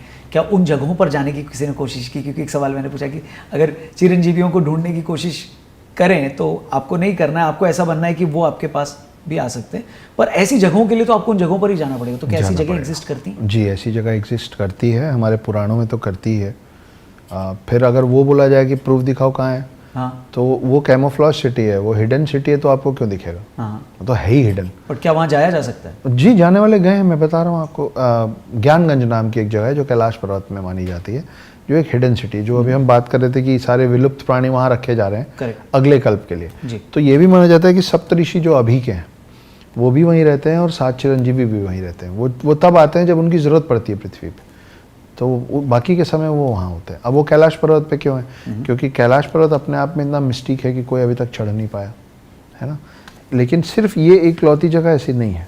कैलाश पर्वत के ठीक नीचे मानसरोवर है। मानसरोवर पे बहुत सारे लोगों ने बहुत बातें की हैं, लेकिन कम लोगों को पता है कि मानसरोवर से लगा हुआ एक और ताल है जिसका नाम राक्षस ताल है, सच में। Okay. और साइंस को इस बात का अभी तक जवाब नहीं मिल पाया है कि एक ही क्लाइमेटिक कंडीशन में इस हाइट पे 2 लेक हैं और दोनों का पानी बिल्कुल अलग अलग। आप मानसरोवर का पानी पी सकते हैं, मिठास है ना, उसके आसपास पेड़ पौधे सब हो जाते हैं, उस एरिया के होते हैं मगर हो जाते हैं जी। उसी से लगा हुआ एक और ताल है जिसका नाम राक्षस ताल है, और उसका पानी खारा है, समंदर वाला पानी, उसमें लहरें उठ रही हैं, लेकिन नहीं पता। तो ये हर जगह आपको दिखेगा, गुड और इविल का बैलेंस सब जगह। आप कैलाश पर्वत से नीचे मानसरोवर आए, एक रूप कुंड है जिसको लेक ऑफ स्केलेटन्स कहा जाता है ना। आज तक हम लोगों को नहीं मालूम कि वहाँ पे जब वो पानी मतलब बर्फ़ पानी होता है तो मानव अवशेष और मानव कंकाल निकलते हैं उसमें से, उसकी पूजा भी करते हैं कई लोग। लेकिन वो किसके हैं, उतने सारे लोग वहाँ क्या करने गए थे, उनका देहांत कैसे हुआ, आज तक किसी को नहीं पता। फिर आप और नीचे आए राजस्थान में कुलधारा है, उसको घोस्ट विलेज बोलते हैं। एक पूरा गांव रातों रात कहाँ गायब हो गया नहीं पता। महाराष्ट्र में आइए, महाराष्ट्र में औरंगाबाद के पास कैलाश टेम्पल बोलते हैं, एलोरा टेम्पल जिसको बोलते हैं। एक सिंगल पत्थर में ऊपर से नीचे किसी ने तराशा। आप सोचिए कि उसने क्या गजब का विजुअलाइज किया होगा कि उसको ऊपर से नीचे बनाने में पता है कि मेरे को कहाँ पे छेनी हथौड़ी चलानी है। और ऐसा माना जाता है कि वो मंदिर बनाने में जो वेस्ट निकला हुआ ना पत्थरों का, वो 4 लाख टन के आसपास निकला हुआ, लेकिन कई 100 किलोमीटर तक वो 4 लाख टन कतरन पत्थर मिला नहीं आज तक। तो पत्थर का है नहीं पता। नीचे आखिरी में पद्मनाभ स्वामी टेम्पल के बारे में हम सब ने सुना ही है कि उसमें वॉल्ट भी है जिसको कल्लारा डोर बोलते हैं, जो आज तक खुला नहीं है। उसके पीछे क्या है नहीं मालूम। तो ऐसी बहुत सारी चीज़ें आपके देश में हैं जिसका जवाब अभी तक साइंस ढूंढ रहा है। So quick rapid fire with Akshat Gupta, ready? जी। आपका फेवरेट मिस्टिकल फिगर जिसके बारे में आप और रिसर्च करना चाहते हैं या पढ़ते हुए आप खो जाते हैं? काकभूषणी और जामवंत। ओके। जी। आपका फेवरेट राइटर, लेखक जिससे आप या तो मिल चुके हैं या मिलना चाहते हैं? मैं उनसे अनगिनत बार मिल चुका हूँ, मेरी माँ। ओके। कोई एक किताब जो आपको रेकमेंड करनी है यंगस्टर्स को? भगवत गीता के अलावा, क्योंकि वो तो सभी को पढ़ लेना चाहिए।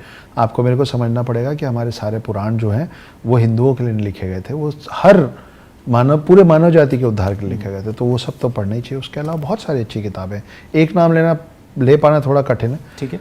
यंगस्टर्स हो तो द सीक्रेट पढ़ लीजिए। अच्छा, मैनिफेस्टेशन में बिलीव करते हैं आप? जी मैं करता हूँ, और प्रैक्टिस भी करते हैं? कोशिश करता हूँ। बट थोड़ा इल्यूजनरी नहीं है? फिर आप मैनिफेस्ट करके फिर कुछ चीज़ें होती हैं जो गलत मैनिफेस्ट हो जाती है। हाँ होती है, वहीं पे आप बात सिर्फ गलत सही की नहीं है, मतलब थॉट लेवल पे आप कितना कुछ कर लेंगे। नहीं, सिर्फ थॉट लेवल पे नहीं है, वो तो बचपन में मॉरल साइंस के क्लास में पढ़ा है कि God helps those who help themselves. तो आपको अपना कर्म तो करना ही पड़ेगा, उसके बिना थोड़ी ना कुछ होगा। भगवान लास्ट में थोड़ा सा पूछ देते हैं आपको, अगर 31 तक आ गए ना तो ग्रेस मार्क्स देके 33 में पास कर देंगे आपको, लेकिन वो 31 आप ही को लाना पड़ेगा। मंदिरों में वीआईपी दर्शन को ठीक मानते हैं आप? नहीं, बिल्कुल नहीं मानता हूँ ठीक। मुझे मिल जाता है वीआईपी दर्शन, मैं चाहूँ तो अब मिल जाएगा, पर वो फैक्ट नहीं है। भगवान का दरवाज़ा एक ऐसा है जहाँ सब बराबर होते हैं, तो वो बाहर से वो अलग अलग लाइन नहीं होनी चाहिए। भगवान के सारे मंदिरों में आप गर्भगृह का दरवाज़ा इतना छोटा सिर्फ इसलिए होता है रौनक भाई कि आप जो भी हों झुक के घुसें, इसलिए उसका हाइट कम होता है और उसका विड्थ कम होता है। तो वो चीज़ मंदिर के पूरे प्रांगण में सबके लिए एक समान होना चाहिए। एक ऐसा डायरेक्टर जिसके लिए आप फिल्म लिखना चाहेंगे? एस राजामौली साहब के लिए। Okay. मुझे लगता है कि he is the right person, he is the best person for now. और भी हैं काबिल डायरेक्टर जो द हिडन हिंदू बनाएंगे तो एक ऐसी चीज़ बनेगी जिसको आने वाले कई साल तक पूरा विश्व देख के सीखेगा। चेतन भगत या अमीश त्रिपाठी, गप मारना चाय पे किसके साथ पसंद करेंगे आप? चेतन भगत सर के साथ। ओके। नोट्स बनाने के लिए क्या प्रेफर करते हैं, लिखते हैं या टाइप करते हैं मोबाइल में? पेन कागज़ में पूरी, आज भी अपनी सारी किताबें और कहानियाँ पेन और कागज़ पे लिखता हूँ। मैं लैपटॉप खोल के बटन दबाता हूँ तो मेरा दिमाग रुक जाता है, पुरानी आदत है। कोई ऐसा व्यक्ति जिससे कॉम्प्लीमेंट मिला और आपको लगा वाह यार ये भी मुझे पढ़ता है या फॉलो करता है? बहुत सारे अच्छे लोगों से मिला है। अभी रिसेंटली सुनील शेट्टी साहब ने मेरी 2-3 कविताओं को बहुत पसंद किया और उन्होंने बहुत अच्छी बातें बोली जो दिल के करीब हैं। वो बहुत एक्सपीरियंस व्यक्ति हैं, है ना। तो उनके आने वाली एक फिल्म है केसरी वीर, जिसके लिए मैंने ये 4 लाइनें लिखी, जो मैं अभी नागा वॉरियर्स के प्रमोशन पे भी लोगों को सुनाता हूँ कि कौन होते हैं नागा वॉरियर्स। वो ये है कि तू शांति है, तू युद्ध है, तू नरसिम्हा है, तू बुद्ध है। ये दोनों आप ही हैं। आप सामने वाले को डिसाइड करना है वो आपका कौन सा रूप देखना चाहते हैं।